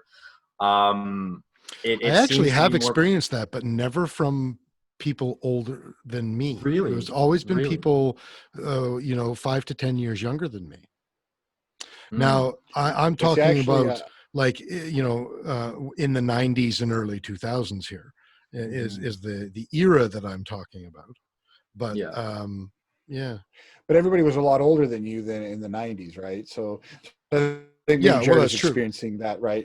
So I do know what you're referring to, like when you say like the Karen is that little bit of an older person, and the parenting style of the Karen is that like not only are you going to serve me or I'm going to call the manager, but I'm going to call the teacher. If my kid fails, I'm going to call the parents if my kid gets bullied, this, that, and the other thing. As a millennial parent, I can tell you unequivocally that Jarrod hit the nail right on the head. The idea of trying to talk to my kid, let them, fall, get dirty, get messy, pick themselves back up. But to be there as that support and that love, and to say, hey, we're always here for you, even though you're a screw up, and we love you no matter what. But do millennial parents really let their children make those mistakes? I mean, I think the younger crowd does. I think maybe the older millennials are still sort of in line with like the Gen X parents a little bit. Yeah. I think the big thing I'm a much older millennial. I can say I definitely lean on that style of teaching. I definitely believe that there are many cycles in parenting that need to be broken, and I think my generation, with all of our absolute insanity of, like I say, putting fucking avocado on toast and deconstructing Caesar salads and selling them in frickin' mason jars for $29.95, has absolutely, I think, are hitting the nail on the head on the parenting front. So the generation after Gen Z, man, that generation is going to be the frickin' bomb. Well, they bloody well better be. Otherwise, I mean, we're on the brink of World War III apocalypse as it is. If the next generation is a dud, man, we're in big. My retirement is screwed. The number of problems that are being shoveled onto later generations is going to demand an absolutely. The revolution. I think the revolution is coming, whether we like it or not, right?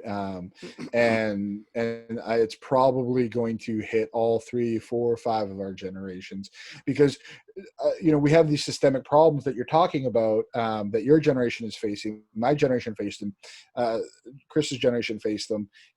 This difference between productivity and payment, this gap here, is not going to survive much longer. That's just the reality. That kind of brings us to the next question here. Like, is your generation really ruining the world? And if not, what generation is responsible for all of this shit? I honestly, I think we've kind of touched on this. I'm like, we're too young. It's the fucking boomers. Like, it's it's the boomers. We haven't been around long enough to cause the millennials, though. You have a very kind and forgiving view of the millennials. Well, I think the millennials get trashed a lot. And my only problem with millennials is that they don't take their problem solving seriously enough. That's 100% true. I think like there are big changes that have been needed for a long time, and the millennials are sort of looking at these things like, yeah, we need changes, but they're not looking far enough. Like, the kind of the joke amongst my friends and I is millennials are a bunch of Harry Potter reading neoliberals that don't actually have any real solutions to the world's problems. Fuck yes, I love that. That's actually true, isn't it? That's 100% true. And it's I see like I see a lot of younger people discussing like really big ideas like economic overhauls, and it seems to be a lot of like the sort of the millennial generation that will maybe nod their head in agreement. But a lot of the time, they're more likely to compromise. Do you think that that's actually true, or is that just true within your particular circle? I mean, we have to acknowledge that you are a middle class university student in Canada. It's anecdote for sure. But when I look at these things, it's sort of it's really difficult to see outside of your bubble nowadays. The way that algorithms function, it's so hard to actually get a good view of the people in your age group, because everything is just tailor made to fit your viewpoints, so that you keep getting that serotonin. You have to go looking for different point of views. They won't be presented to you. Yeah, and I do actually personally have I spend my free time. This sounds horrible. I debate people on the internet for fun. And so I get exposed to a lot of different not like Twitter arguments. I mean, like, I go on to Discord channels and I have like hour-long conversations with like 6 people at a time about very complicated issues. That's how I enjoy spending my free time. Because Did you ever do that, Mark? Yeah, well, we used to do that. It was called Going for Coffee, and it was and 6 people would hang out and have these conversations with each other. We just didn't have Google readily available. I have to admit that I definitely did the coffee thing, although we never did coffee. We just hung out and drank at somebody's house to have those conversations. But I also do recall, probably starting in the late 90s, doing that a lot. The only difference was it was on forums. It was during the age of the forum. Yeah. But sorry, we cut you off in the middle. Continue your thought. No, it's okay. So like when I have these longer form debates, I get introduced to a lot of people from all around the world, all different age groups. And from what I've seen, for the most part, younger people have more radical views. That's a given, though. It's a given. It's true. Yeah. And I think that younger people are just generally going to have more radical views. But my prediction for the future is that we're going to see some of these more radical viewpoints, some things that would have sort of thought to be untouchable by previous generations, be carried through to older ages. So I want to talk about that just a little bit, because so at age 12, I cried that there was a hole in the ozone. Okay. Like, did you actually cry about that? I actually cried. I cried. Like, fucking Captain Planet and we were like this, and I was ready to save the world. There's no two ways about it.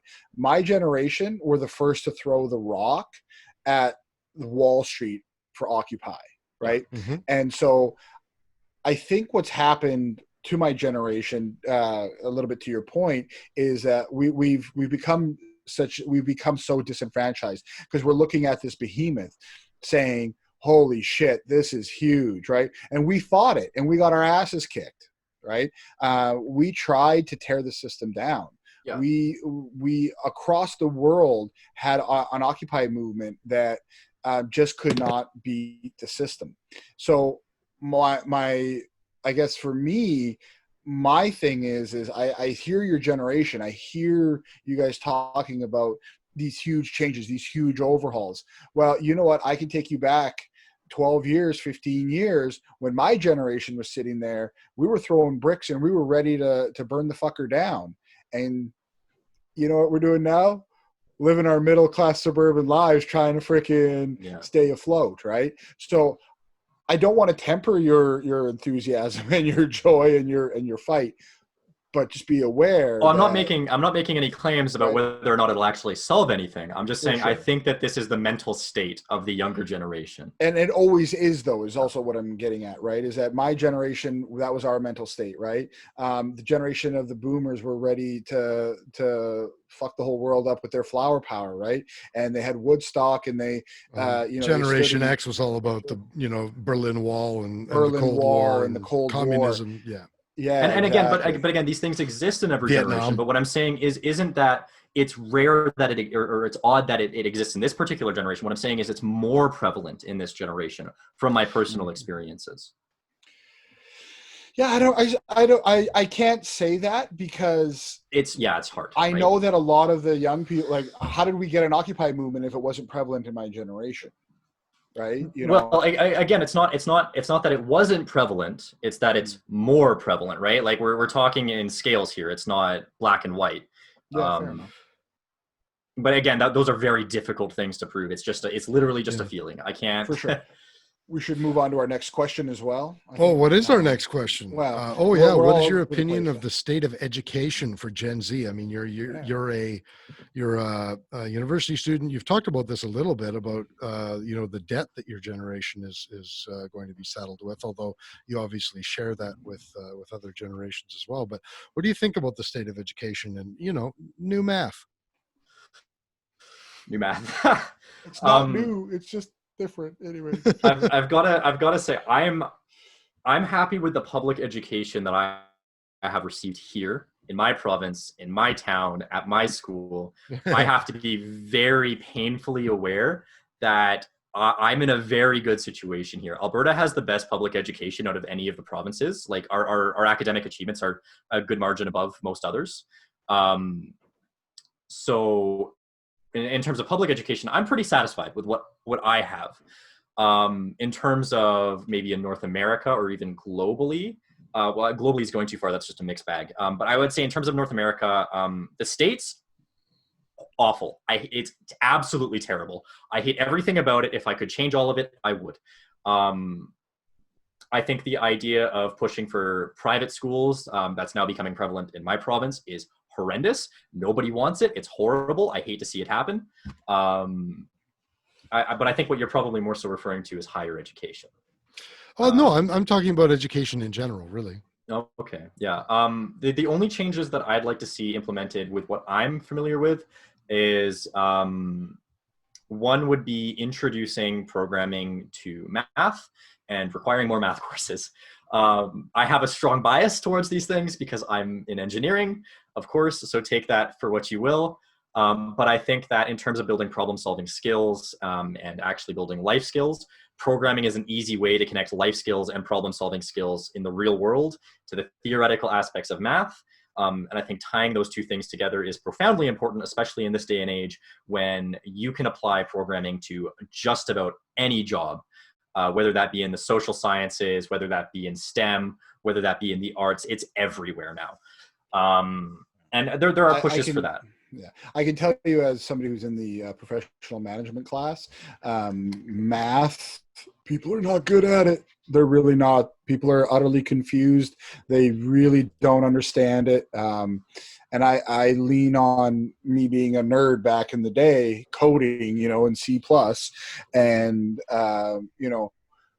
for my understanding of math. And I can tell you that there's a lot of professional people out there that really don't understand basic math. But So I think your generation and mine and Chris's are all on that, trying to get people more educated in the math front. Yeah. So I think, obviously, we've kind of belabored the education piece a little bit here, and so what would you say would be the most proud, or what are you most proud of for your generation? And like, what are you guys? Are you going to save the world? Because fuck, you guys are pretty much the only ones left to do it. So No, the world's going to collapse and then somebody's going to rebuild it. No generation is going to save the world. Unequivocally, Hayes, like, no, this is happening. I don't have enough faith in any generation to save the world. I think the power structures that are at play as they stand right now, the only way they're getting fixed is when they tear themselves apart and then we build them back up. I think what we have now is inherently unstable and is in the process of tearing itself apart. Whether that be by revolution or some other means, I have no idea. It's impossible to say. I think what we ought to do as a generation, and what I am proud of to see us doing, is sort of throwing some big ideas around, and actually talking about what would be better. I think that for a long time there's been an air of like absolute pragmatism, in the sense of like, you need to solve problems using the systems at hand right now because otherwise nothing's getting done.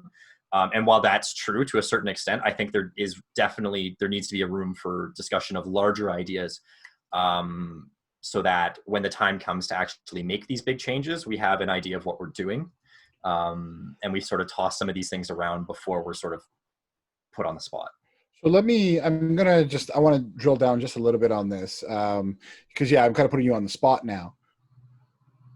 What are you going to do? Like,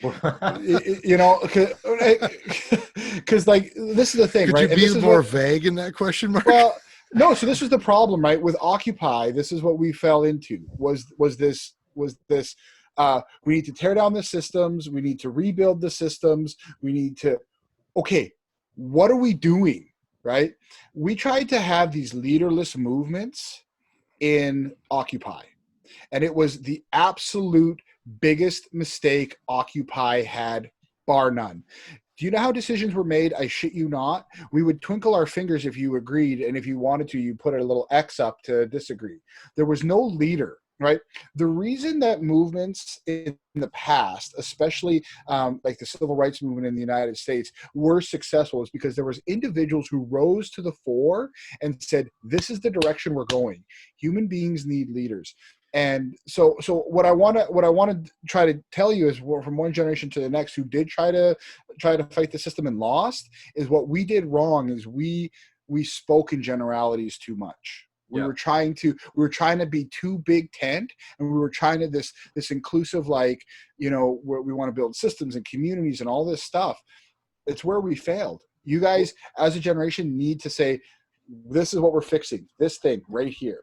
Sorry, go ahead. So it's the classic story of how do you deconstruct power consolidation without power consolidation? Like that's an incredibly difficult thing to do. And if not impossible. If not impossible, right? And again, using the civil rights movement as an example, looking at something like Martin Luther King, it's a common misconception that he just had all of these ideas and he was like a single man leading this front. Of course there was other. But there was a massive movement behind him, like the organization that went into that, and the thought and like the massive meetings that they had, and sort the of logistics of it, for sure. Yeah. The point isn't that Martin Luther King is a leader; it's that he's a figurehead. You don't necessarily need somebody. You don't necessarily need somebody who's telling everybody else what to do. You need somebody that's representing their ideas. But do you see a Gen Z figurehead emerging? And you don't see that. No, I don't. And that this is what I'm talking about. But first of all, it's early days, right? I see a millennial figurehead emerging. No, sorry, Jarrod. I have to challenge you on this. It's not early days. You guys are now in the second wave of the attack on the systems. We were the early days. We were the guys who put our boots on the ground. No. Here's early days of our generation. We have to pause just for a second, because Here's what I think is interesting about the fact that we have a Gen Z, a millennial, and a Gen X in this conversation. We have the Gen Z guy is saying it's early days, and this hasn't, we've inherited a bunch of shit, and it's never been tried before. And then the millennials like, no, dude, we tried it, we just failed. How are you going to do it differently? Because it was our generation who was really the generation that started this. We just didn't do it properly, and you need to do it better. And now I'm sitting here as a Gen Xer thinking like, like this same shit happened with my generation. I mean, Vietnam. Yeah. Vietnam, right? yeah. I mean, like everybody was full of piss and vinegar, and we're going to change the world. No, that one actually worked though. It was late. It took way too long, but the pressure generated at home by the protests and the sort of the public incentive going on there was, I wouldn't say it was the ultimate deciding factor, but it was a massive factor that brought the war to an end. I think it made it easier for them to make the decision, but it was because of the way the war was going. It had nothing to do with the effectiveness of what was going on at home and what the young Gen X was trying to do about it. I think that they had very little to do with it. I think that Gen X has largely written the history of that, and so that's just how we remember it. But also don't forget that the younger Gen X tried the exact same damn thing when the Berlin Wall fell. And look at China now. Look at Russia now. They're a democracy, right? Right. Yeah. And and if you go back even further, you look at the boomers. It was we're talking about women's rights and all of that sort of thing. A lot of that started with the younger boomers. Yeah. So I think what we have to acknowledge that every single successive generation thinks that they're the first generation to try this shit. Oh no, I see. And I'm not trying every time, but I think I've been kind of misunderstood here. I'm not trying to say that we're the first ones to try this. What I'm saying is that it's very early in our attempt, like our specific go at it. You know what I mean? Like again, us only having been like a max age of like 24. Mm-hmm. That's when shit starts, like that's when you start political activism. We might very well see something in the next couple of years of my generation. We are seeing your generation having a cultural impact. I have no disagreement there, and that you guys are changing systems. You look at the Me Too movement, you look at BLM, mm-hmm. You look at these movements that are currently happening. What I'm cautioning, not all of them are entirely positive, but yeah. No, right, and we get into cancel culture and all that, and but I'm cautioning your generation that without figureheads, without leadership, right, and a leader doesn't mean. And this is the thing, and this is where the Gen Zers and even my generation were like, leader. We shriek at the thought of a leader because this leader is this dictator who's pointing. First of all, most of your generation are fucking communists and love dictators, first of all. So there's just that. That was me just being rude.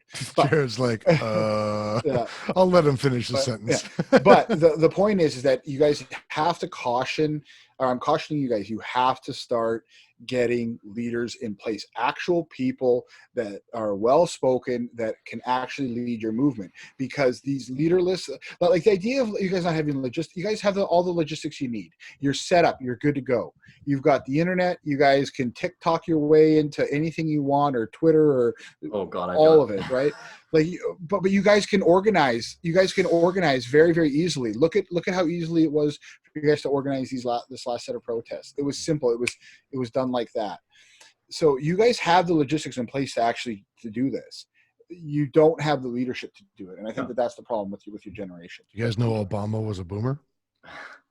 Yeah. Yeah. So I want to start by saying again, I agree. We need leaders. Or not necessarily leaders. No, you need leaders. No, you need leaders. You need leaders. Because a leader doesn't tell a person what to do. A true leader, right, leads by example. They guide people down the path. Yeah. A leader doesn't say you go here, right? That's a command. Yeah, Samantha. I just prefer figurehead because I think that it's important to recognize the majority of the movement comes from behind the whatever. Doesn't matter. I got it. Yeah. I think the problem is that these are vastly complicated systems, and to have somebody come along and be a figurehead for one of these things, they need to be well-spoken, have a good understanding of these things that are, again, absurdly complicated. Like, you've got to understand the ins and outs of these systems to be able to break them down. Has to have the background to be able to understand the advice of others. So that means being able to read different kinds of documentation, whether that be studies or academic essays, or just understanding how to engage with social media. And then they also just have to be likable. Like, but there's politicians that are able to do that on a regular basis. No. The politicians don't have to do those first two. They don't have to actually engage with these systems in meaningful ways as to break them down. Right, but they just have to understand them enough to be able to operate within them. Right. All I'm saying is that there are people who exist out there already in the populace. I'm not saying that it has to be a politician. I'm saying that there are people who are capable of leading very large, very complex systems who the type of person you're talking about already exists. There's plenty of people out there who can do maybe this. the type, but what about the individual? Yeah, well, here's the thing. There needs to be the type, and there needs to be the incentive, and there needs to be the want. And I would argue, and this is where I'm gonna really not shit on your generation, but really say this is the problem: is that your generation is so averse to leaders, are so averse to people coming to the fore, that and you're so worried about allowing any sort of power structure to be formed that anybody who does try to rise up, or anybody who would rise up, would either be too terrified to, because they know that your generation is just going to tear them a new asshole, or they won't rise up at all, right? Because you guys have now created your own power system and your own power structure that keeps all of those sorts of people down. Like, and this gets me into the whole cancel culture thing, right? Like, your generation will, like, you guys, the only person that could lead you is somebody who is absolutely pure. Like, your purity tests in your generation are so high that no one can ever lead you guys, and you're going to end up as disgruntled 38-year-old guys in your freaking basement, who are raging about Jarrod avocado on on the top toast. floor. I know that for a fact. Oh man, you're just giving like pinpoint information about me, aren't you, Chris? Yeah. I'm gonna give out your home address in about 5 minutes. So I kind of agree. I think that the idea of purity tests in different ideological groups, especially in my generation, is a real problem. And I don't like it. I would like to see it changed. That being said, I think we can't forget that there are certain standards that we need to hold our people accountable to. Sure. And it's sort of one of those things, like, where do you draw the line? And this is something I kind of wanted to mention earlier, where it's like, how do you differentiate Good Samaritan from rat? Like, at what point do you place that line there? Because if somebody's getting murdered in the streets, it doesn't make them a rat to go to the police and report them, right? Yeah. So you kind of have to set a threshold there. I think that's a really nuance difficult that really has been lost. We've lost nuance in general. What's that? I was just gonna say we've lost nuance as a society. This is actually something that I wanted to comment on. So one of my and I know one of your questions was probably going to be about my problems with my generation. Yeah. The big one for me is short form media. I hate short form media. TikTok and Twitter are the largest problems of my generation. You lose all nuance when you can't do long form media, because these are complicated ideas that require complicated solutions, that require complicated discussion, so that we can find the best solutions to these complicated problems. And when you try to just stick these things into short form media, what happens is it just breaks down into virtue signaling and insults. And all that happens is you breed vitriol towards each side of the conversation. This is the problem with Twitter, right? And I think this is where a lot of the perception of my generation comes from. Because, of course, if you build a social media platform where these things are entirely, almost exclusively incentivized, it's going to breed these people and bring them to the forefront. And they're going to be the ones getting the attention, right? Because they're the ones being incentivized. And so when you look on from the outside in, that's what you're going to see. While that may not actually represent the ideas of my generation, of course it's going to look like people are being virtue signaling. Like, of course. And so I think one of the big problems that we need to address is these forms of media need to go before we solve any actual problems. Tear down Twitter. That's what you guys need to do But first. guys, Twitter expanded its character limitation years ago. Sorry, Jeez, that's no, literally that's- the that's, best I could add to that. No, I actually, what I you agree just with said him on- there, I completely redeemed- agreed with. You've actually redeemed your generation for a moment. Is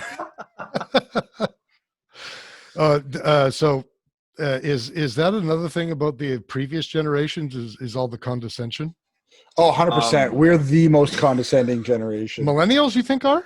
Absolutely, we are. I think boomers and X are pretty fucking. I'm trying to swear less these days. I think we're pretty condescending. Yeah, I don't know. I think every previous generation is probably Yeah. seems more Um, condescending than the generation that succeeds it. Honestly, at this point, it kind of goes both ways. Generational divides are growing, obviously, as our kind of younger generations are realizing that the problems that we're being faced with have been created by older generations. There's a lot of vitriol there, perhaps rightfully so. So, I mean, yeah, it is what it is. You can't really get past it. If that could be solved, it probably would have been solved before any of the three of our generations. Yeah. You know, I think others have probably said this. You know, even the ancient Greeks complained about their youth, right? Mm-hmm. Well, what's the one quote here? Young people are high-minded because they have not yet been humbled by life, nor have they experienced the force of circumstance. That's from the 4th century, right? So generations have been shitting on each other. Pardon me. Generations have been Pooping on one another, defecating, excreting, whatever, upon each other for time immemorial, right? So I am sure that there was an older monkey looking at the younger monkey, sitting there like, man, I used to just grab my nut and crack it on the rock, but now look at this idiot with his stick hitting it, you know? So, you know, I'm sure that's been going on for quite some time.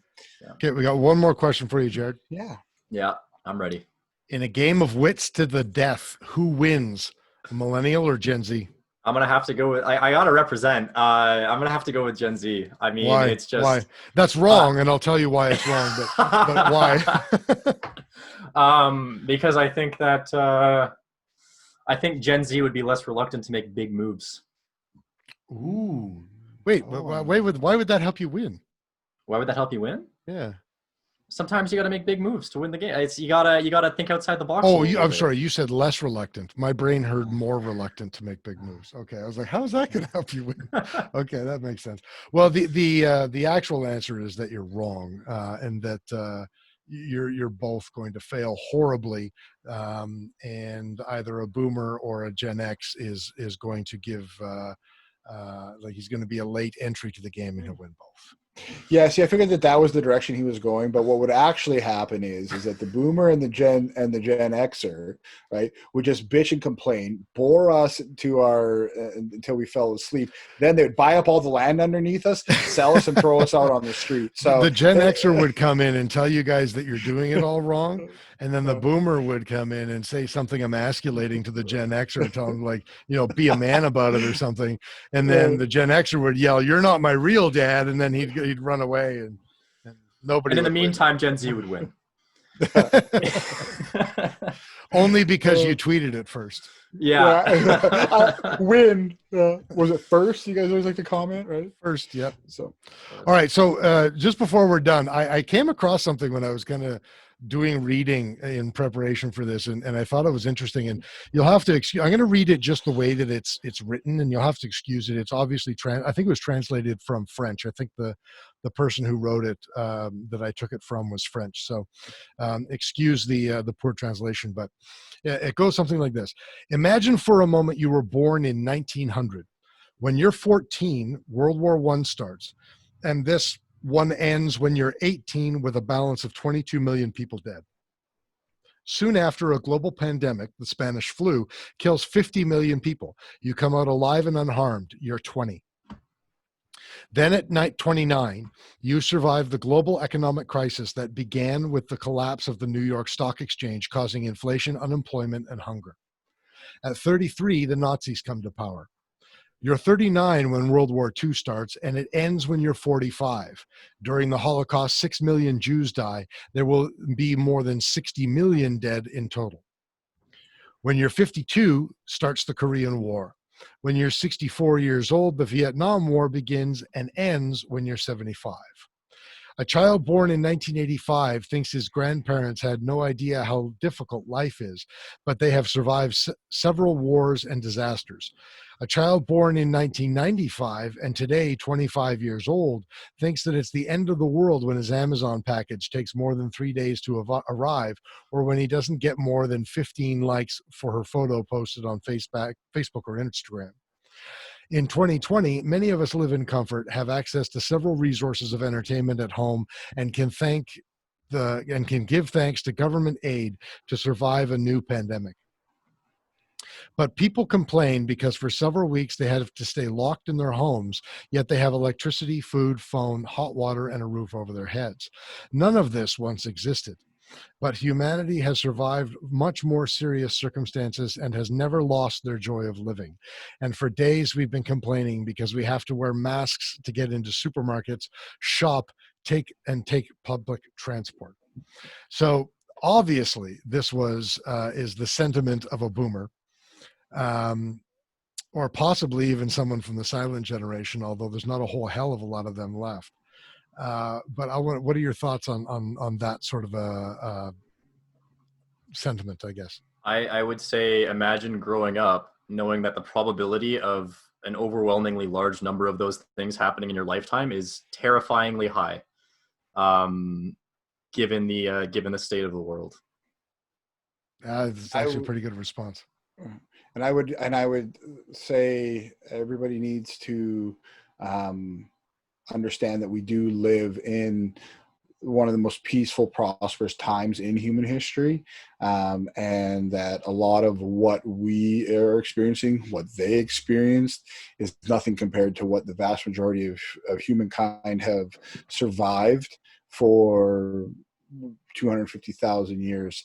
And I like to think that, you know what, we're going to survive the avocado toast, the Twitter, the Facebook, and Led Zeppelin. So I do have to say that there is just a very small part of me that's maybe a little bit upset and possibly even jealous that Jarrod's generation is much more likely to experience the actual apocalypse than my generation. Yeah, that's fair. You guys are going to get VR though, so that's cool. Oh, we already have it. Yeah. But good VR. You're going to get VR, like Star Trek The Next Generation holodeck stuff. Yeah. Like that's what I'm looking forward to. Like if technology keeps expanding at the rate that it is, man, like you guys are going to are going to have quite the stuff. What? You guys get graphene. They get graphene. We don't even get graphene. Like by the time graphene is like popularized and actually being used, I'll be old. So it's not going to help me. Is it because I'm Gen X that I don't know what graphene is?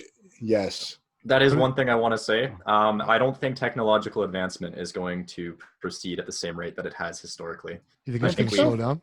No.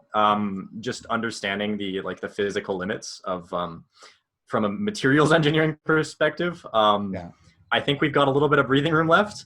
But we're reaching the physical limits of what's possible. But even something like graphene, you don't think is going to help us in the next, say, 15 no, years? it will. I just don't think we're going to get a whole lot further than that. Yeah.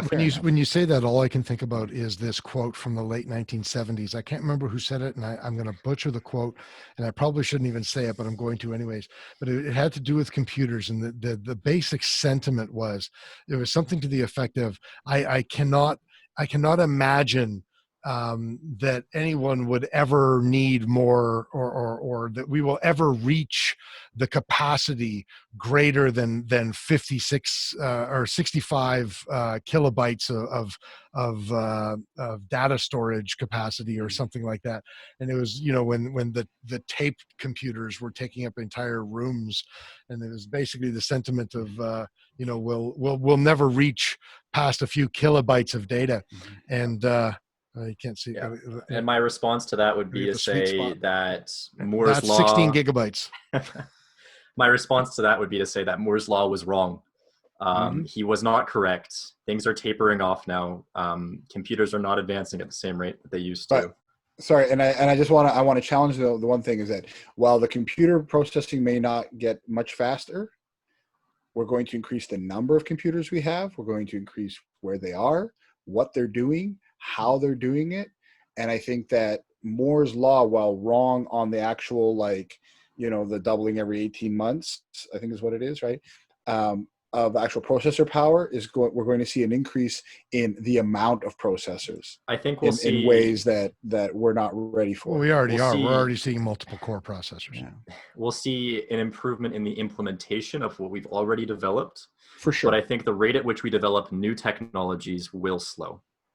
Right, yeah. Until the aliens crash something on our planet and we start, reverse engineering all of their stuff. I cannot wait. All right, so I think we should get off my lawn. Yep. Just get off my lawn. Let's do it. Mark, you want to go first? Yeah, mine's really friggin' simple today. You know who needs to get off my lawn? Are the people that brake randomly when they're driving. What are you braking for? Why? What? There's nothing in front of you. Listen, you're driving down the road. There's no other cars. Even if there's a car in front of you a little bit, you don't need to brake because they've slowed down. Take your foot off the accelerator. It's fine. You're going to be okay. You are inside of one of the most sophisticated pieces of human technology ever devised, other than like rocket ships or airplanes. Really, the car, the modern car is a marvel. Take your foot off the damn gas. Your vehicle will slow down slightly. You don't need to brake, causing freaking traffic to pile up. So all of you people out there, Jarrod. all of those people who do not understand that your vehicle can slow down on its own without needing to slam on the brake can get off my lawn. You done? I'm done. You feel better? No. I need to do a whole episode on driving. Go ahead. Okay. We could do a whole episode on driving. Absolutely, we need to. Hey, so mine's a little bit longer, and I talked about mine a little bit. So as I'm reading it, I'll try to abbreviate it. So mine is the state of information today. We talked about it in our generation talk. We talked about it in the news. So I'm specifically talking about this SPS incident, the Saskatoon Police Service incident. So we have multiple organizations. Some of these organizations that were getting media attention, they have absolutely nothing to do with at least there was an Indigenous rights organization that was quoted, and BLMYXE was quoted, but there were other organizations that I won't name right now that have absolutely nothing to do with this, that were getting their misinformation spread out there on social media and other media platforms. So the state of information, we have more access to more information than we have ever had at any point in history. We also have more misinformation than any other point in history. And the people who disseminate misinformation without proper vetting, or the people who disseminate misinformation simply because of their bias, you are a terrible person. You are terrible people, and you are damaging to the understanding of every situation that you get involved in, and you are a piece of trash. And now I'm just rambling because I don't want to re-say everything that I said about the SPS incidents. And so I'll just end by saying this. The news is supposed to tell you what happened, and you are supposed to decide what to think about it. What happens now is that the news tells you what to think, and you have to try to figure out whether it actually happened.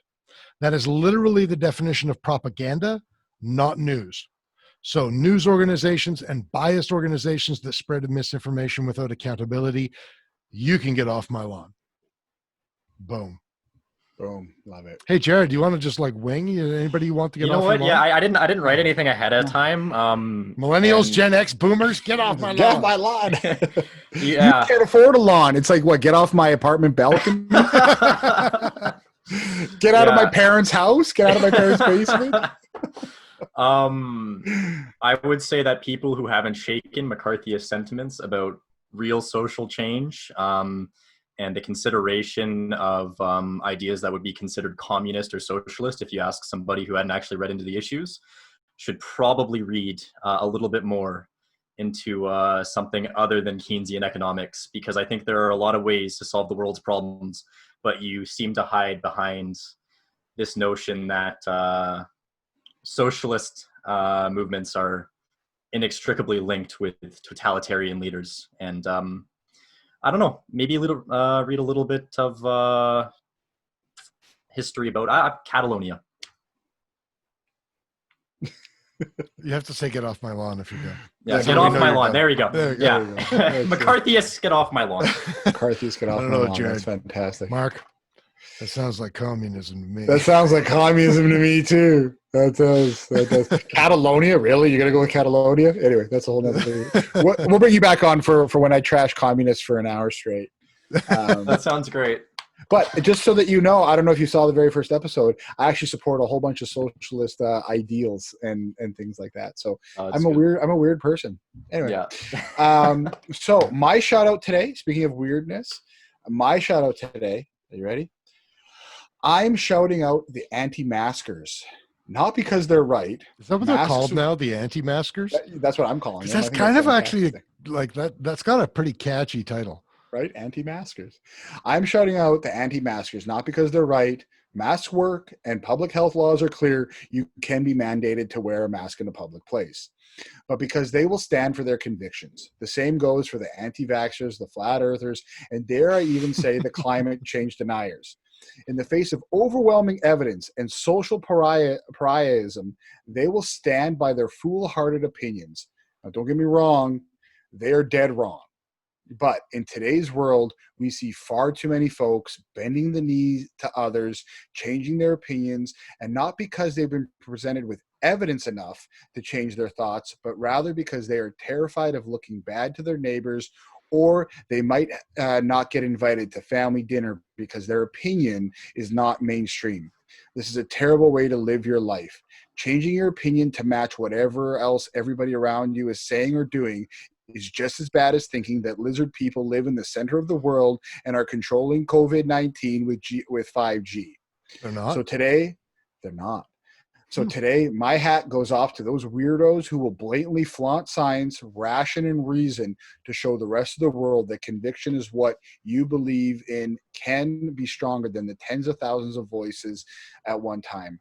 And today is what we need more than ever is folks with conviction to stand up for what's right, what's good, and what's just in this world.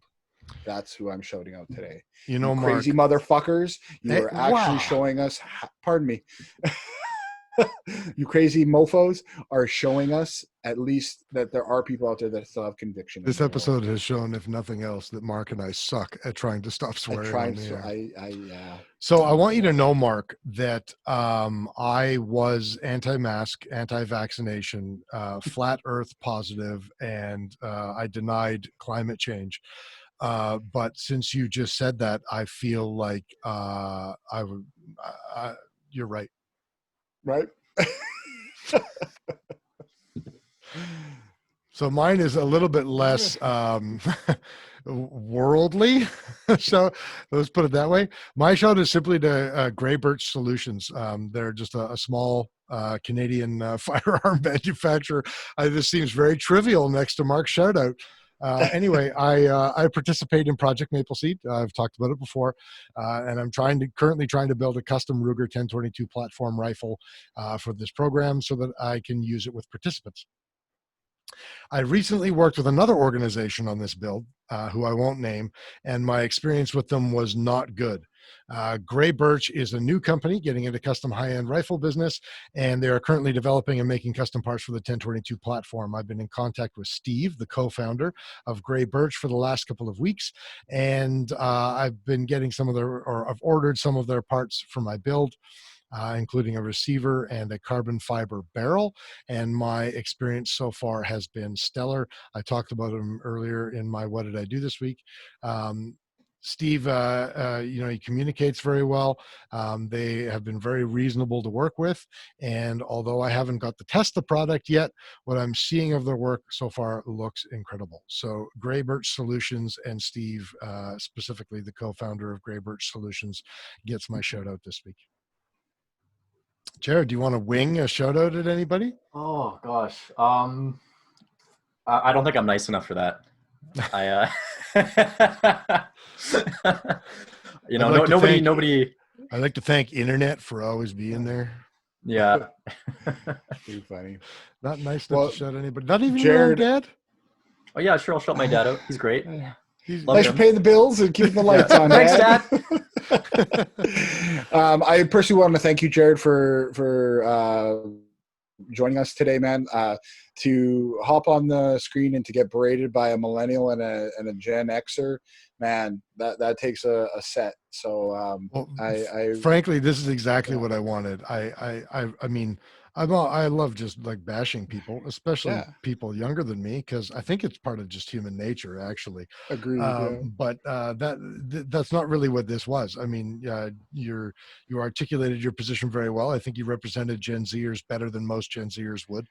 And so I think it was a great discussion. So thank you for coming on. Well, thanks for the kind words, and thanks for having me on. It was a really, really fun discussion. That's awesome. Well, for everybody else, we hope you enjoyed this episode, and maybe we changed a few minds, or at least made you think a little bit more about the generation wars. If you guys like what you are watching or what you're listening to, you can follow us on Facebook. You can follow us by going to our website, DeEducated.ca. If you'd like to contribute to what we're doing, I mean, we blew some things up the other day or last week. For Canada Day. That's just the beginning. If you want to see us do bigger and crazier and stupider things, which we will do for money.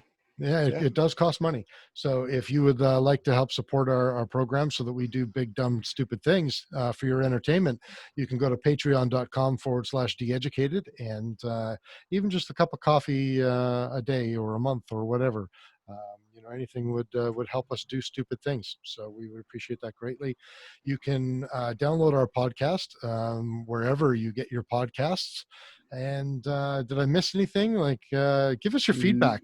Let us know how we're doing. Other than obviously us swearing too much. Good, bad, ugly, the whole 9 yards. You can comment on YouTube. Some of your podcast apps, you can comment on those. If you read or listen to our blogs, you can comment right through our website. And, you can engage with us on Facebook as well, because there's no better place to troll than social media. So beautiful. I guess the internet in general. I mean, YouTube, well, it's a type of social media. Yeah, it's what it's for. Yeah. Tell us how much we suck. Hey, even better, tell Jarrod how much he sucks. Yeah.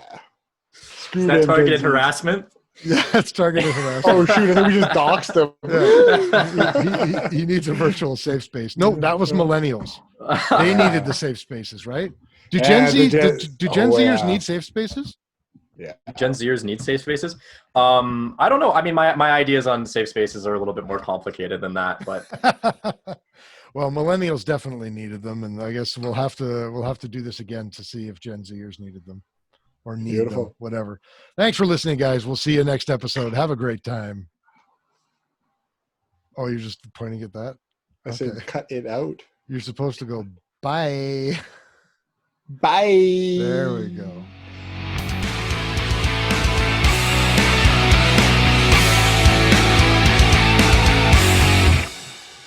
In case I don't see ya, good afternoon, good evening, and good night.